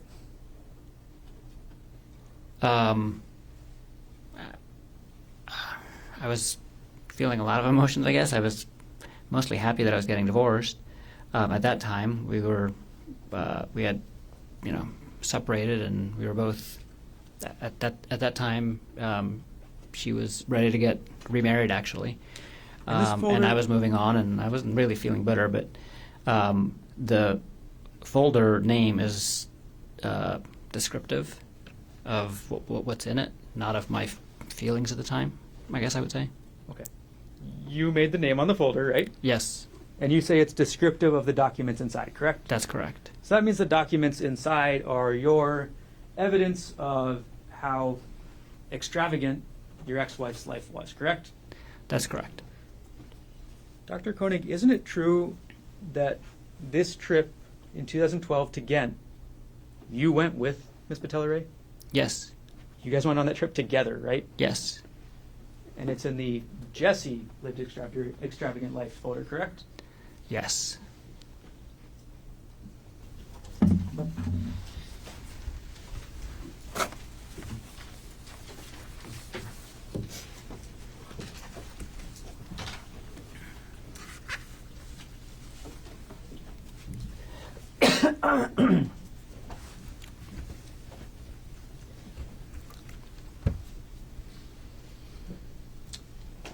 Good afternoon. Good afternoon. I'm going to publish Dates Exhibit 115, page 1. All right, Dr. Konig, isn't it true that on January 9th, 2025, at 9:10 p.m., you used the Microsoft Edge browser to log into Arielle's computer backup?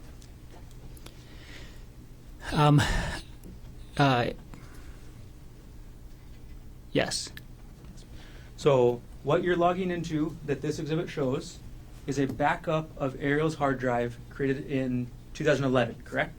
no.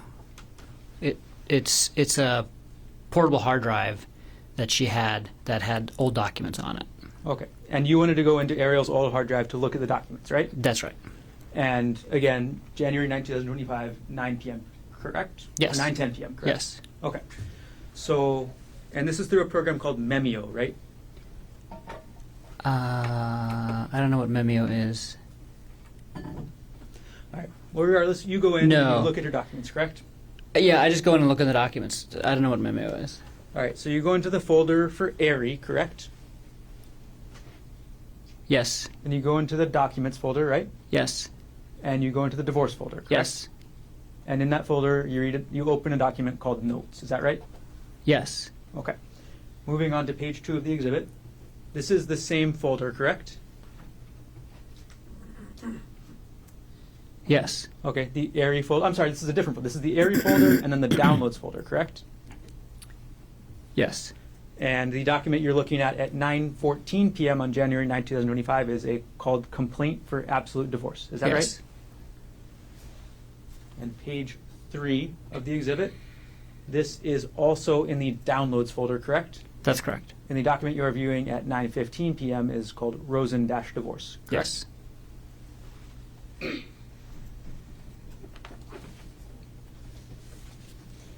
And again, these were all on Arielle's external hard drive, correct? Yes.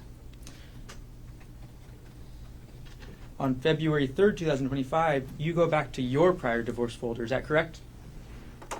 I don't recall that at all. Publishing States Exhibit 113, page 4.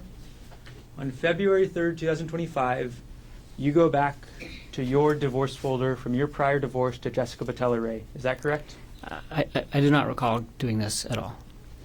And this is, again, looking at the account statement from your father's account that you moved money into for your loan purposes. That's correct?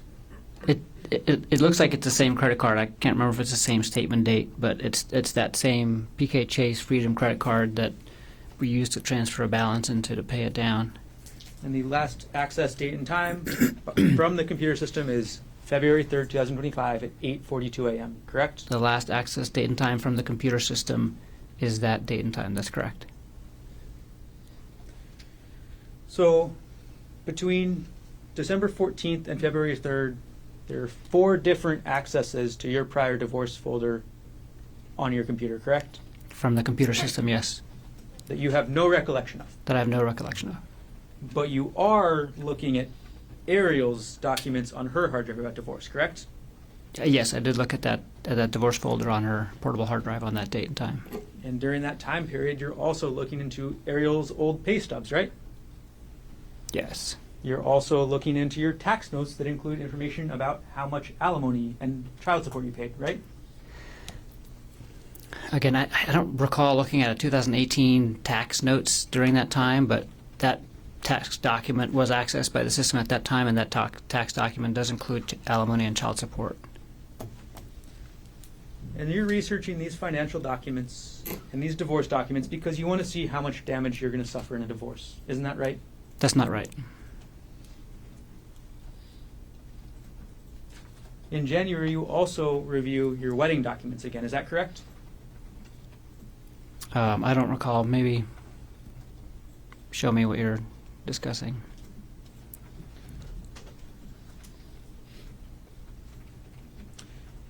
On January 22nd, 2025, you access your wedding spreadsheet again, correct?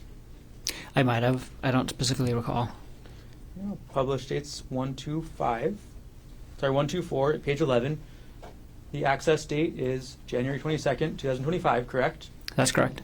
And this is another spreadsheet with the same material we talked about earlier, correct? Yeah, that's another Guest list, right? version of the wedding spreadsheet. Yes. It's got your guest list on it, yes? Yes. It's got your task that each of you have to do. Yes. It's got the financials, right? Yes.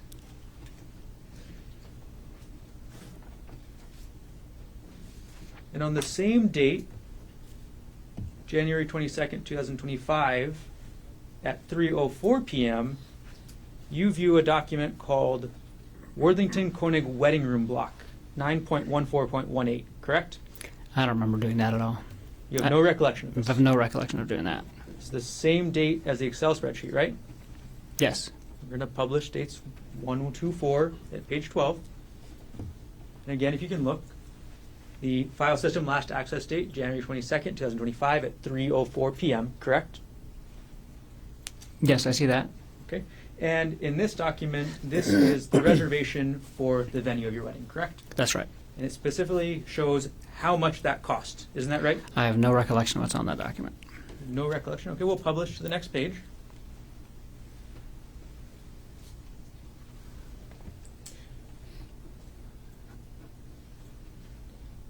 There's a table in the middle right here, isn't there?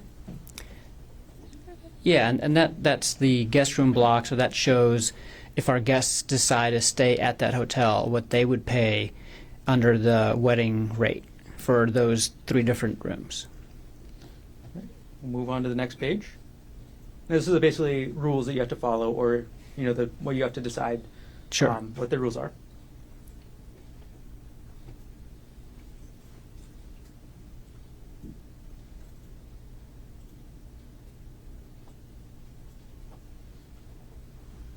And this has an anticipated revenue section, correct? Yeah, so they had a minimum. So we were holding our wedding at this venue, and they had a minimum revenue that they needed to generate from room reservations from our guests, and that was the minimum. And the overall cost for your wedding was $55,000 approximately, correct? That sounds about right. I don't recall the exact number. But And you were is looking that in that document? I asked you in general. No. Oh, I'm just wondering where you got your number from. The overall cost from your wedding is from your spreadsheets, correct? Yes.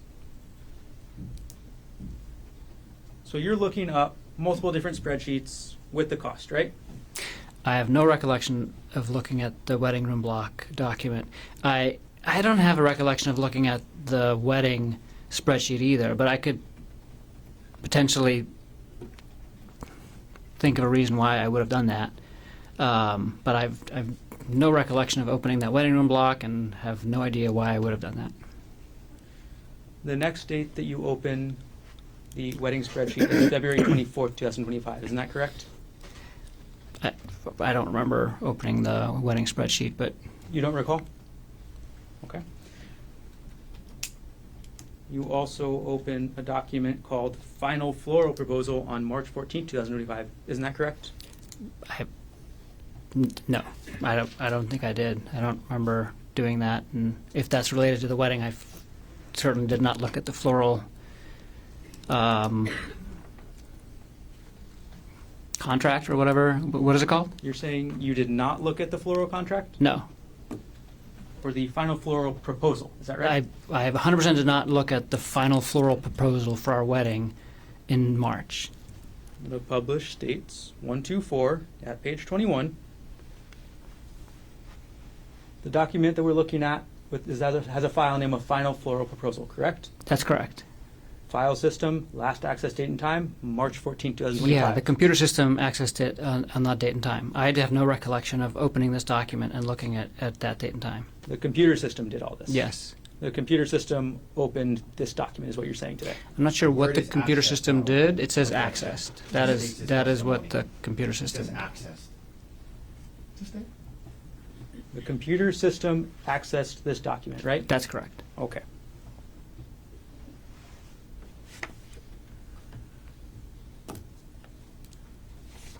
On January 22nd, 2025, you viewed a UBS portfolio detailing your and your wife's retirement accounts, correct? That's correct. And that was a statement from December 2004, correct?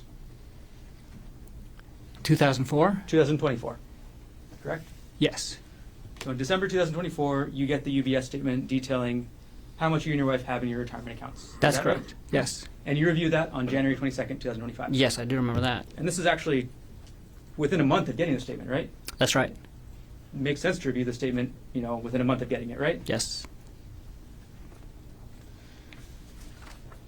Do you remember the figures in the statement? I do not.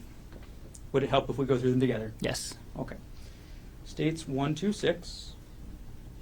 We'll publish starting with the first page. This is just the metadata again that shows you you accessed this on January 22nd, 2025, correct? Yes. And again, statements from December 2024, right? Yes. Okay.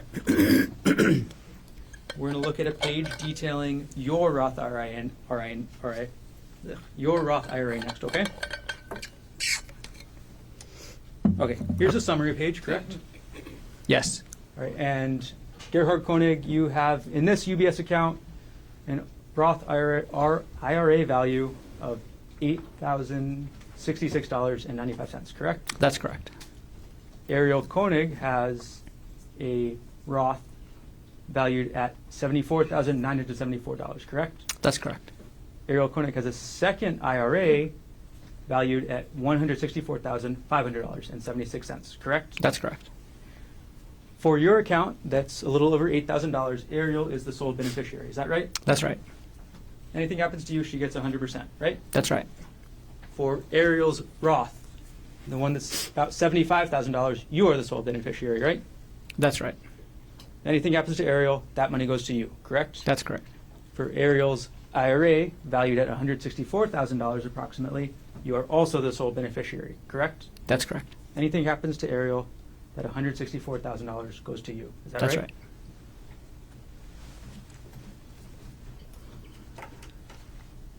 In January 22nd, 2025, that's about the same time that you're doing all your life insurance work, right? That's right.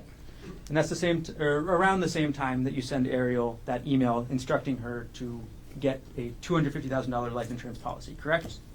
I did not instruct her to get that. It was a discussion that we had together, and the email was a summary of the product and the person to talk to after I contacted AAA. So I wasn't telling her to get life insurance. It was, here, contact this guy and ask for this product to get the life insurance that we discussed. And you sent that on January 21st, is that correct?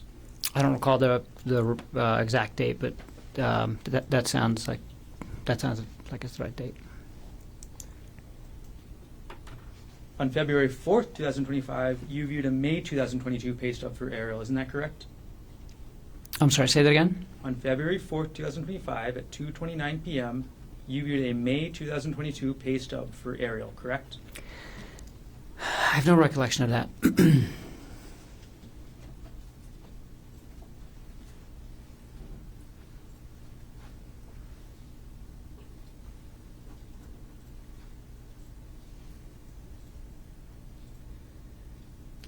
Will publish States Exhibit 125 at page 22. This is the metadata, correct, Dr. Konig? Yes, And again, the document we're looking at is a pay stub, correct? that's right. There's one pay stub from 2022 at the end of May. And this is in your taxes folder on your computer, right? Yes, that's in the shared drive in the taxes folder. That's correct. Your testimony today is you have no recollection of looking at this. I have no recollection of looking at this. And the information contained in this pay stub is only the amount Arielle got paid that 1 month, For right? that 1 month, correct. Yeah, it doesn't make any sense that I would have looked at 1 month of pay stub data from 2 years ago at that Wouldn't make time. any sense, right? It would not.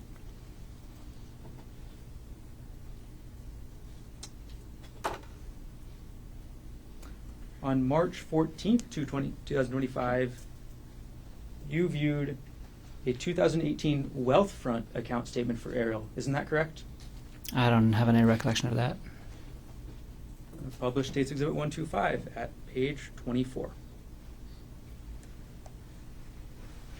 Now, again, this is about a 2018 statement, correct? That's correct. And this is a statement for an account, a retirement account, or sorry, an investment account belonging only to Arielle. Isn't that correct? Yeah, but I don't even think she still had it at this point in time. So this was a Objection, non-responsive. yeah. I have no recollection. I have no recollection of looking at this document. Ask the question again. This document is from 2018, correct? That's correct. And again, no recollection. No recollection.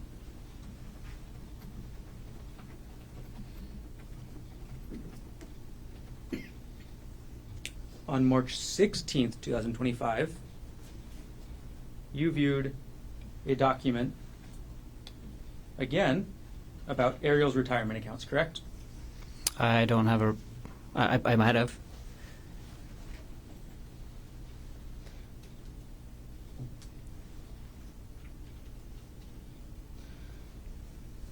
In a published States Exhibit 125 at page 36. On March 16th, 2025, you accessed a document that belongs, or that is about Arielle's financials, correct?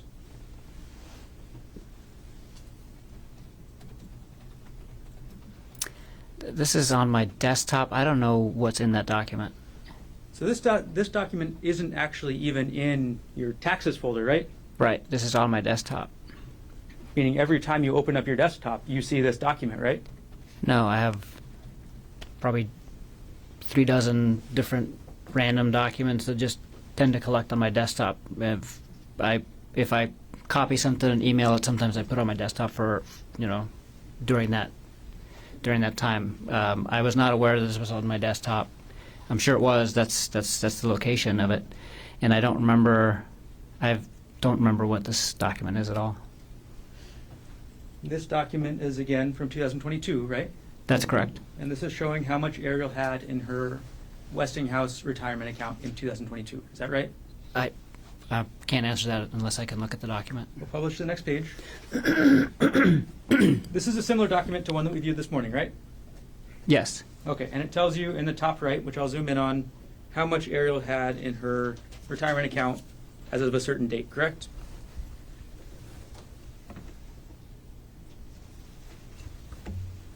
Yes. It says the total value of that account, and what's the date? The date was, the account summary shows 2022 in November, correct? Oh, yeah. So this document is about Arielle's retirement account from November 2022, correct? That's correct. Yeah, I remember looking at this. I did look at this. Okay, now you do remember looking I at do, this. yes. Okay.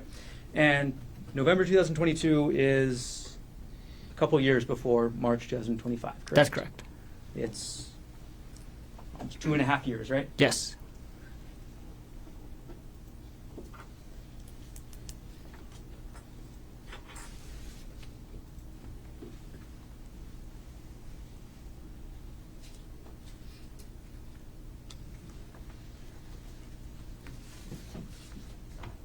Now, you've been asked about your research into hiking, is that right? That's right. And you testified yesterday that you do a lot of hiking, right? I do. Isn't it true that there are only searches and computer data related to hiking between the dates of February 28, 2025 to March 4th, 2025 on that computer? That's correct. Well, objection. There was a search range in the search warrant. Do we speak in objections? There was a search range in the search warrant. This question was about the entire computer. Approach.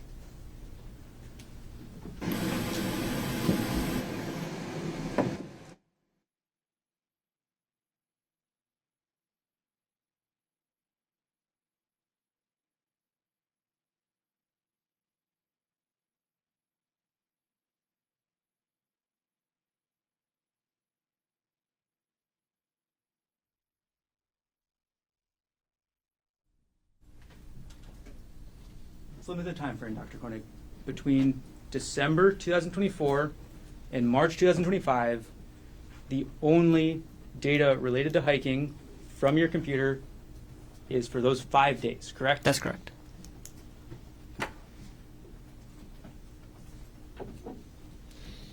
And in January 2025, you actually treated a woman in the course of your work for having a rock fall on her at a waterfall. Is that right? That's right. You saw the injury that she got from that rock, correct? I did. You saw what kind of treatment she needed, right? Yes. And in February, at the end of February, that's when you started researching hikes, correct? That's correct. Published states 111. Publishing states 111 at page 1. On February 28th at 2:55 p.m., you searched Maui secret hikes, correct? I did. Then on the same date at 3:13 p.m., you searched secret hike Waikamai Falls, correct? That's correct. Then a couple minutes later on the same day, you move on to Oahu, correct? Yes. And you search best Oahu hikes, right? That's right. And by this time, you know that you're going to be taking, or you've discussed this Oahu trip with Arielle, correct? Yes. And the start of your search for Oahu is best hikes Oahu, right? That's right. And then you go to a website called alltrails.com, correct? Yes. And you filter to Hawaii first, right? Yes. And then Oahu, correct? Yes. And the title of that website is the 10 best trails and hikes in Oahu. That's right. Okay. The Palipuka Trail is not in those 10 best trails, is it? I can't remember, but I don't think so.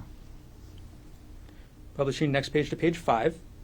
So February 28, 2025, 3:30 p.m., you click on a YouTube link titled Easy Hike on Oahu, Makapu'u Lighthouse Trail. Is that right? That's correct.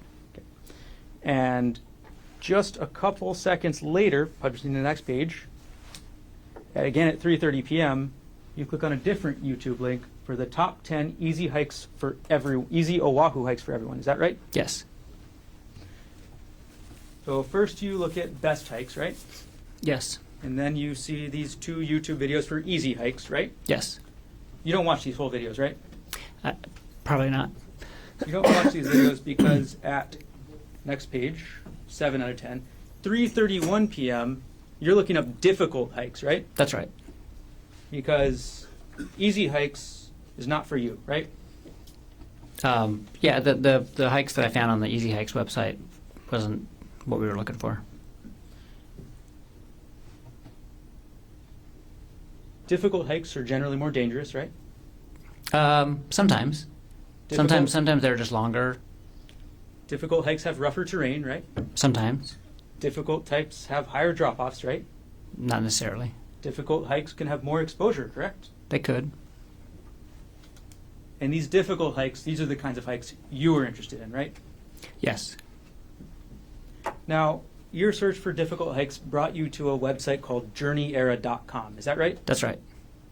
And the first page you looked at on journeyera.com, I'm going to scroll to page 8 of this exhibit, is the URL just says Oahu hikes. Is that right? That's right. And again, you're visiting Journey Era on February 28, 2025, correct? Yes. So this is still the first day that you're researching hiking, correct? That's correct.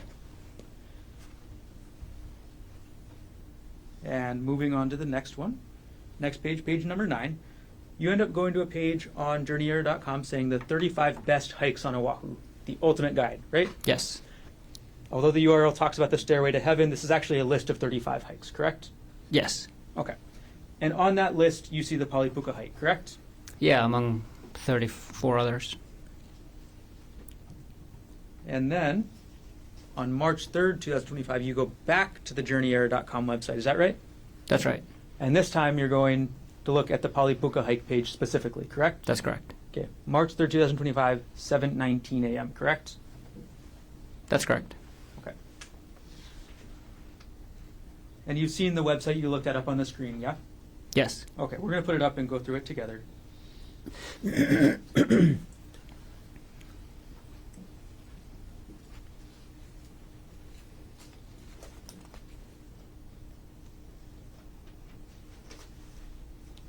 All right, this is the front page of the website, right?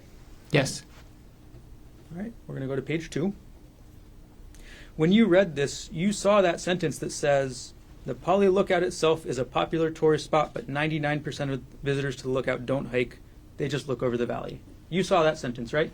I'm sure I did. Yeah. And then you saw the page that describes the hike, isn't that right? That's right. You read the description? Yes. So you read the description that says, the hike isn't necessarily dangerous, but much of the path is on the edge of a huge drop-off. You read that, right? I'm sure I did. And you read the sentence that says, does that make it dangerous? You decide. I'm sure I did. I remember reading this whole article. So you remember reading the whole article. Yes. You remember reading the part that says that the hike spits you out on the edge of a cliff with a huge drop-off. If it says that, then I read that. You remember looking at this picture of the hike, right? Yes. And you see this picture, and this is what you want to do. Yes. This is the hike you want to take Arielle on, right? Yes. Next page.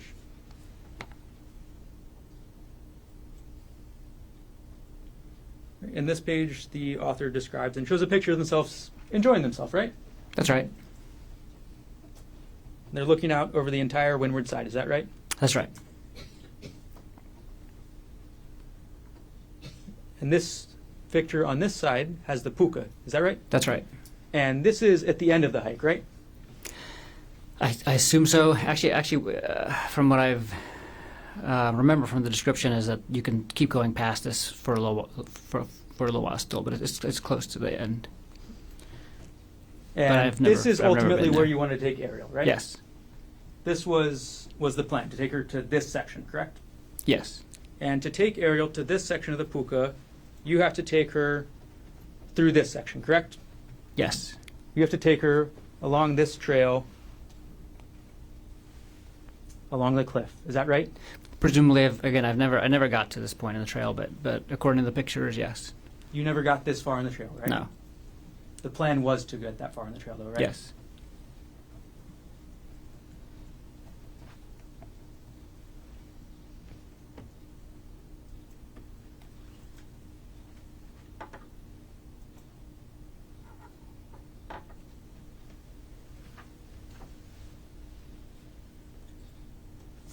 And then you saw the end of the article. Sorry, I'll put it back up. You saw the end of the article where it gives you advice, right? Where it says, be safe going down and take it slow, as it can be slippery and the drop looks very unforgiving. Yes. You read that, right? Yes.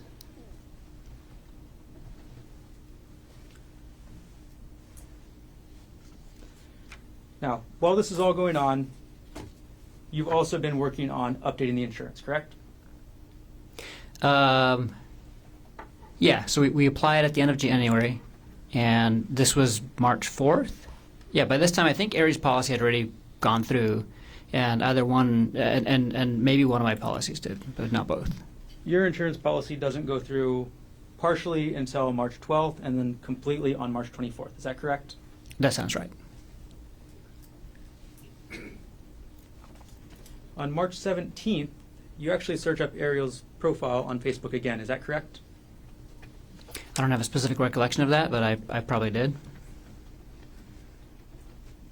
And on March 4th, 2025, you were also looking at WhatsApp again, correct?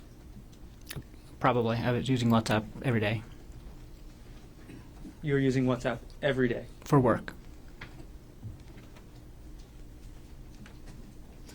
Now,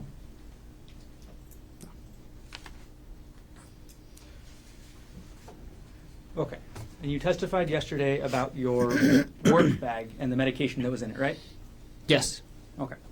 And you testified that your work bag is used for when you're on call, correct? That's correct. And you testified that you normally keep medication in there to provide if it's a rush situation, right? Yes. And the medication that you keep there can be dangerous, correct? That's correct. The medication that you keep in that bag can kill somebody, right? I'll have to look at the medication that's in there, but a lot of the medications that I use at work can be lethal if not given appropriately. Well, it's published States Exhibit 98. Can you see the vial on the bottom right of this bag? Yes, I can. Do you need me to zoom in so you can read the label? No, I know what that is. The trade name of this drug is called Diprivan, is that correct? That's correct. The actual name of the drug, or the scientific name, is called propofol, correct? That's correct. Propofol is one of the main drugs that actually, I'll use a non-scientific word, puts you to sleep during anesthesia, correct? It's a very common drug that we use to initiate and sometimes maintain anesthesia. Propofol is rather famous, right? Yes. Propofol is the drug that killed Michael Jackson, is that right? That's right. You've heard of that story, of course? Yes. Okay. It is not a controlled substance, that's correct? That's correct. And you actually have a controlled substance license yourself, too, right? I do. So you can carry more dangerous drugs than propofol, correct? Yeah, I don't think I can. I think because my controlled substance license doesn't allow me to dispense; it just allows me to administer. And so, all of our controlled substances are controlled at all of the locations where we work. And so we have to check them out and check them back in, and then document all of the vials that we used during the day. I've never taken controlled substances home. I would never. It's not something I want to get into. So I don't even know if it's allowed under my license, but I could administer it.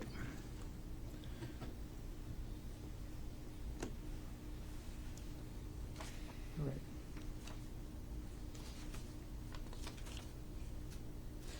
Now, let's take this exhibit down. And let's talk about March 24th, 2025. It was a normal morning, right? Yes. You and Arielle weren't fighting when you woke up at the hotel, correct? No. You gave her that birthday card, right? Yes. And then you and Arielle go to the bakery and get breakfast, correct? No, we went and got breakfast in the hotel. Got it. And then you go to the bakery to get coffee, right? Coffee and pastries, yeah. And then you and Arielle head out in your rental car up to the Pali Puka. Is that right? That's right. You drive up the Pali Highway, right? Yes. And you park in the parking lot at the Pali Lookout, correct? That's right. Okay. And you knew from your research into this hike that 99% of the people up at that lookout would not be going on the trail, correct? Yeah, I didn't know the actual amount, but I knew the lookout was popular and the hike was less popular. And that actually said 99% versus 1%, right? Where did what say? The oh, website you researched. the Journey article. Oh yeah, that did say that.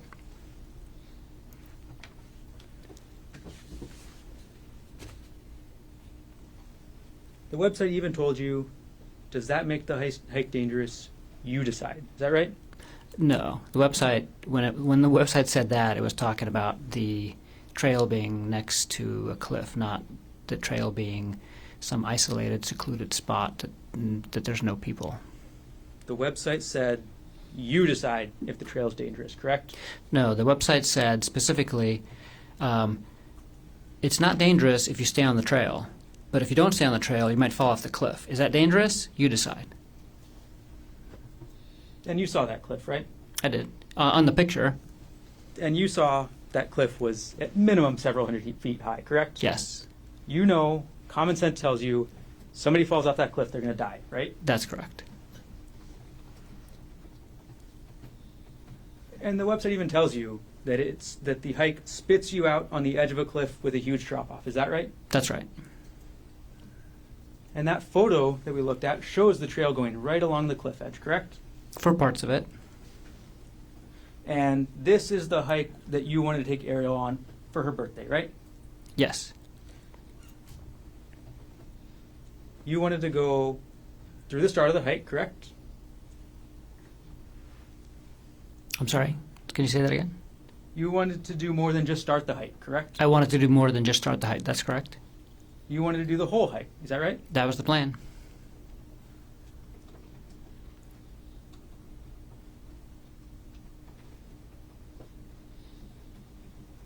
You wanted to take Arielle through that cliffside path that we saw in that photo, correct? Yeah, I wanted to take her on the hike and go with her on the hike and make it all the way to the puka. That was the plan. In Publishing States Exhibit 122, you wanted to take Arielle along this path, right? That's right. Wouldn't you agree that that path is right on the edge of the cliff? Yeah, it's very, very close to the edge of the cliff. It's a narrow path, right? It's a narrow path, and then there's a little narrow strip of grass and rocks, and then there's the cliff.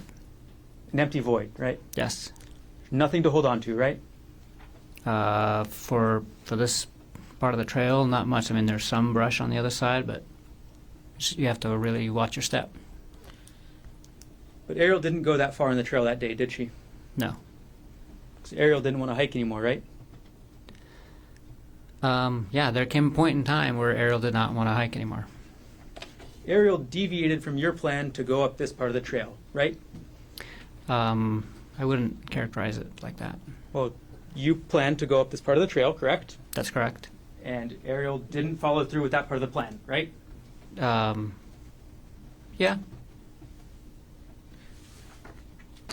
And at some point, you actually continue up the trail yourself, right? That's right. Without Arielle, That's right. on her birthday. That's right. But she didn't follow you, correct? No. She didn't follow you up to this narrow trail with this massive cliff, correct? That's correct. And then you went back down, isn't that right? That's right. and you saw that she was still there, right? Yes, And it was a surprise to you, right? it was. It was a surprise to you because you still had a chance to go through with your plan, right? What plan are you referring to?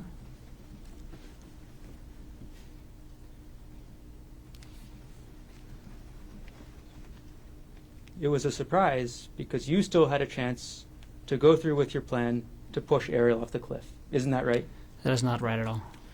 The area where you and Arielle ended up still had a massive cliff next to it, correct? Yes, The area where you took the selfie had a massive cliff behind it, correct? that's correct. It would work just as well as the area in this photo to push somebody off, correct? It would work just as well to push somebody off. What do you, like, I don't understand the question. Well, somebody would be just as dead if they fell off this part or if they fell off the part where you guys ended up. Absolutely. Yes? They would be as dead falling anywhere along this trail because the cliff is extremely high. I'm going to take these a bit down.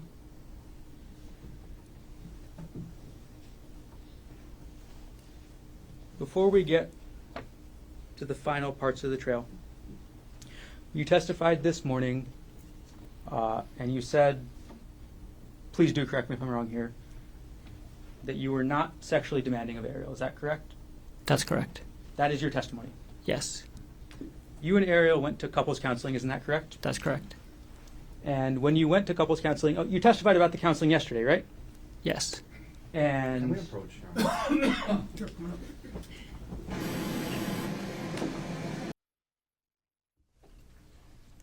Dr. Konig, just to clarify one more time, you testified this morning that you were not sexually demanding towards Arielle. Is that correct? I think the question was if I ever demanded sex of Ari, and I've never demanded sex of Ari. So you never demanded it, right? That's right. How often did you want to have sex with Arielle? There was no specific number of times. It was up to every other day, right? Was what up to every other day? You wanted to have sex with Arielle and of an amount up to every other day. Isn't that correct? At some points in our relationship, we had sex, I'm sure, every other day for, that period of time, but there was never a point in our relationship where I... What's the question? So, in December 2024, Okay. after you confronted Arielle about this relationship, you Yes. still wanted to have sex with her every other day. That is Correct. not true. We had sex for a portion of December, and it was not every other day, and I never demanded to have sex with her every other day in December or at any point in time in our relationship. And after December 24th, she did not have sex with you again, correct? After December 24th, we did not have sex again. And you testified yesterday that you went to couples counseling, correct? That's correct. And you testified that there were other issues, right? That's right. And one of those issues was an intimacy issue, correct? That's correct. Okay. And the couples therapist you saw, at least one of them was named Gemma Cannon, correct? That's right. And she had a meeting with you in December 2024, right? She met with both of us on December 27th. December 27th. So this is the same day as you've had this continued fight with Arielle, right? We had, I would say, two arguments, two big arguments in December, and one was around the middle of the month, and the other one was on the night of December 26th, and then we argued about it again on the morning of December 27th, right before counseling. That's correct. So you went to counseling with both you and Arielle, correct? That's right. And you both told the counselor what your problems were, right? Yes. And the counselor, Miss Cannon, Objection. If we get hearsay, if we're getting into what somebody else said. The substance is not coming in. Overruled. Excuse me? No. It's not substantive. Overruled. okay, so you and Arielle both told the counselor what your problems were, right? Yes. Your problem was the same problem you've talked about a lot already, right? The Yeah, emotional affair. The main issue that I wanted to address was the aftermath of the emotional affair, which included a lot of different issues in our relationship. It wasn't just one thing. It was a big kind of. It was a. And Arielle also stated what her problems were, right? That's right. And the counselor listened to both of you and came up with a plan. That's right. That's right. And the counselor's plan was to deal with the intimacy issues first, correct? The counselor's plan was to deal with the issues that Arielle brought up first. Yes. That was the intimacy issues. Yeah, part of it. And then she would deal with the affair afterwards, right?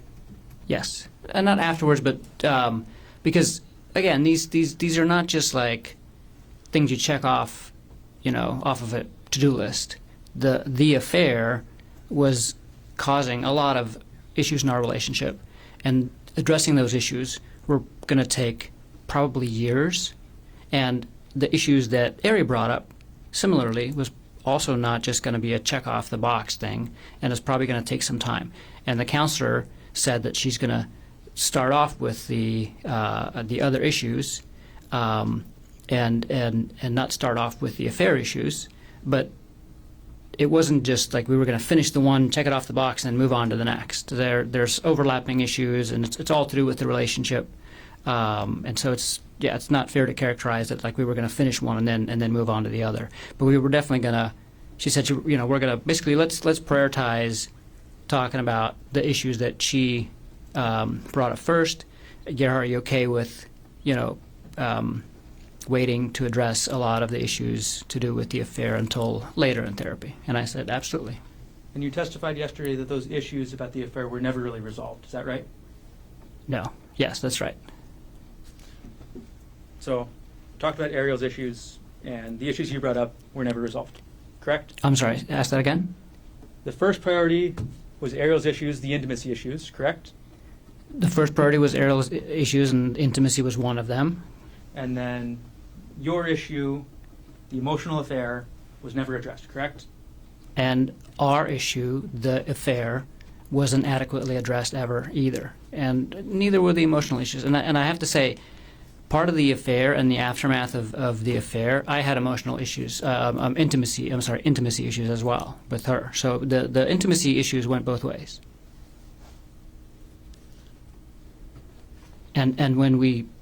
Just I'm going to ask my next question. Go ahead, sorry.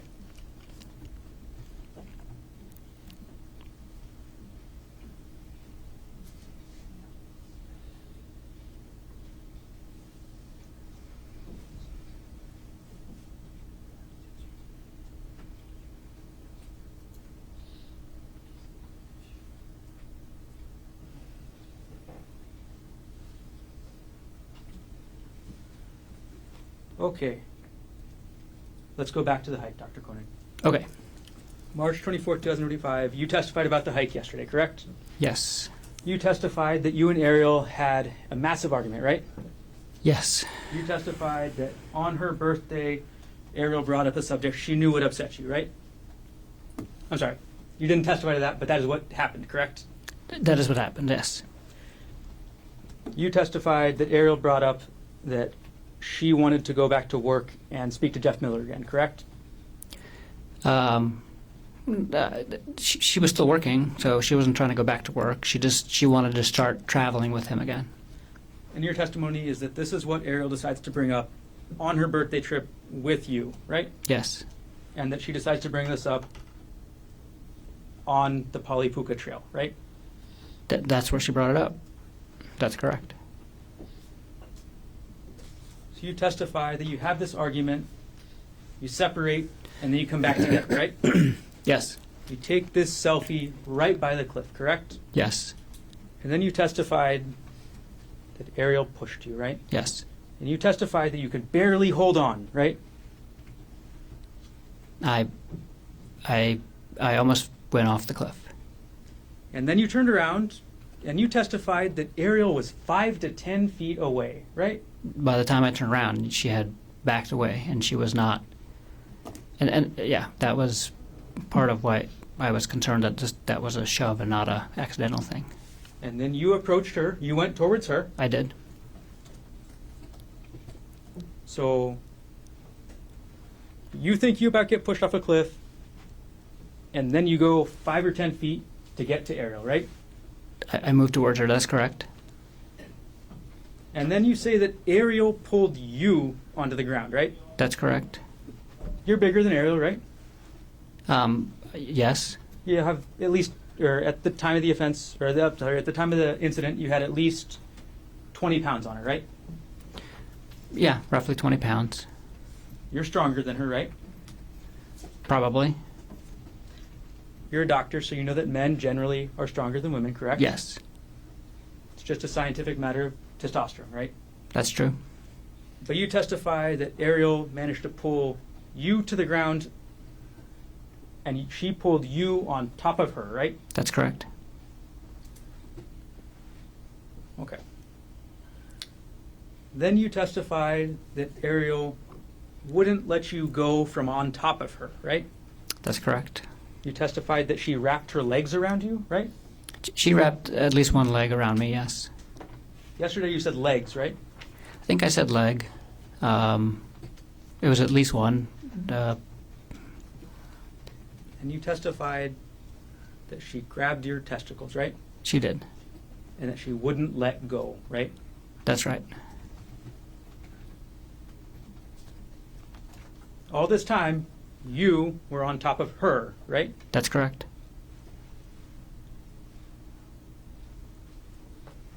And then you testified that Arielle took that rock. I'm going to grab Exhibit 2 right now.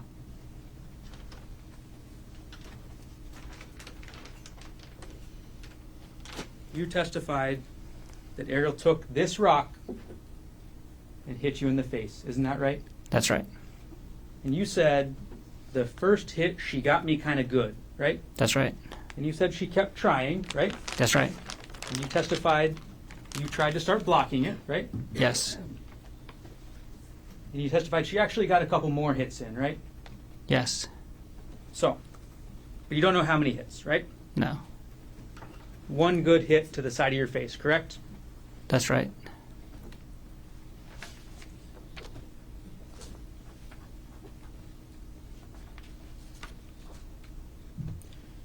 I'm going to publish State's Exhibit 236.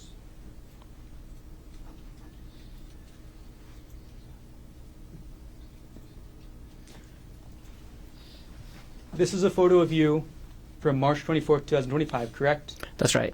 This is immediately after the police arrested you, right? That's right. This is the closest photo of you after Arielle hit you with this rock, right? That's right. Publish alongside State's Exhibit 1.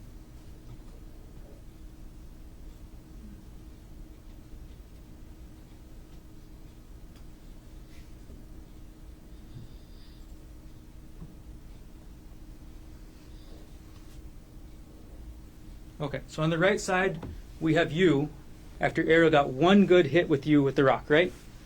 That's right. And on the right side, we have you after Arielle kept hitting you with the rock and got a couple other less good hits. Is that right? That's right. On the left side of the screen, you testified that you hit Arielle 2 times, right? That's correct. On the left side of the screen, we have the results that you say you hit her only 2 times, correct? That's correct. Let's move on to the next day. We're going to publish State's, I'm sorry, not the next day. We're going to publish State's D30 on the right side. I'm sorry, Defense 30 on the right side. Okay, look at the right side of the screen, please. This photo on the right side of the screen is you at the hospital, correct? That's correct. You at the hospital on the night of March 24th, 2025, correct? That's correct. This is you at the hospital after Arielle got a good hit on you with this rock, correct? That's right. On the left side of the screen, I'm going to put up States 23.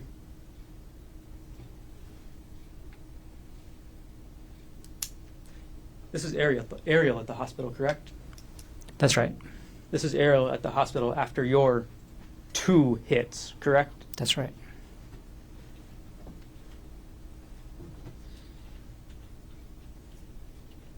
And you say only 2 hits to Arielle, right? I only hit her 2 times.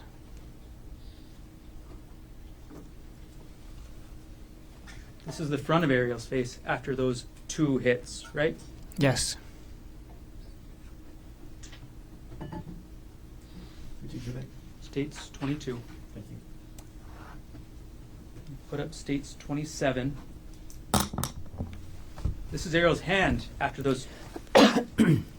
This is Arielle's hand after those 2 hits, right? Yes. And lastly, we'll put up on the left side states 1, 2, 8.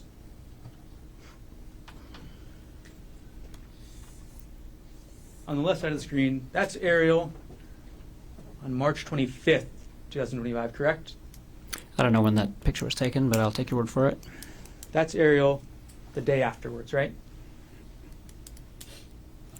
Like I said, I don't know when that picture was taken, but I'll take your word for it. We'll publish on the right side states 2, 3, 9.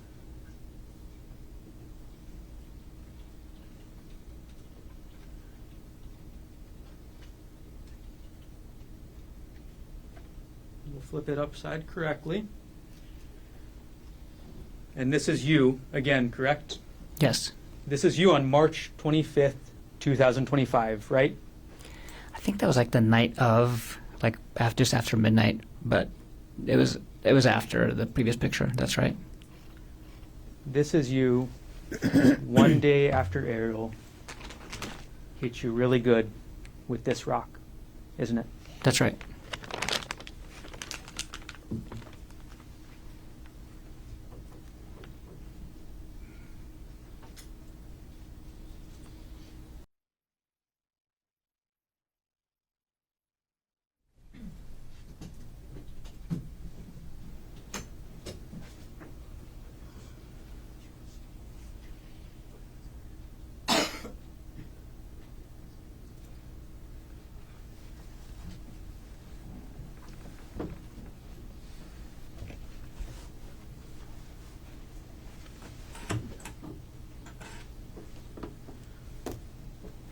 Dr. Konig, we're going to keep this very limited. I'm going to go through 2 situations.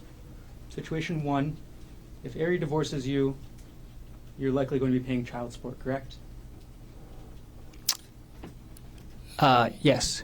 And you know from your last marriage, that's very expensive, right? It's not that expensive, but You paid almost $30,000 a year in 2018, correct? it's not a reason why I wouldn't divorce her if we had a good reason for it. That's all I'm saying. If Arielle divorces you, if she divorces you, you're likely the one that's going to be paying child support. That's correct? If we ended up getting a divorce, I would be paying child support. Correct. If Arielle ends up divorcing you, you don't get anything from her life insurance, correct?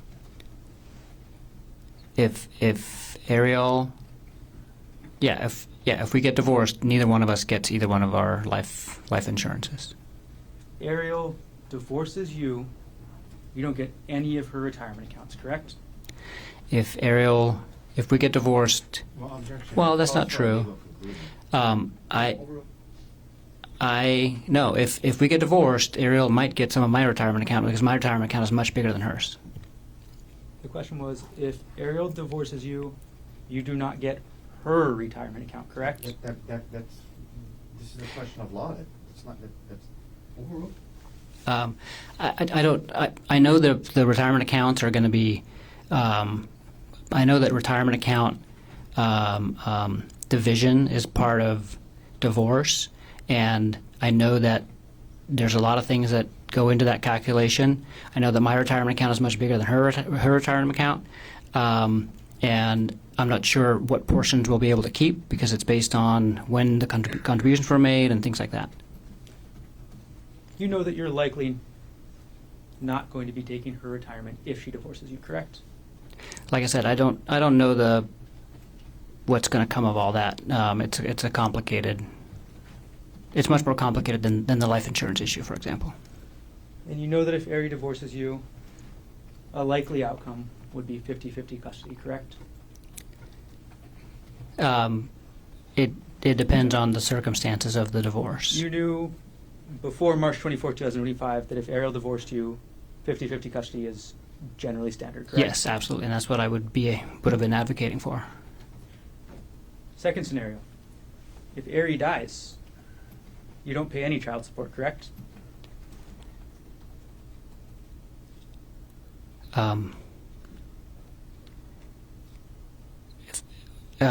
If Ari died when? If Arielle Konig dies, you're not going to be paying her any child support, correct?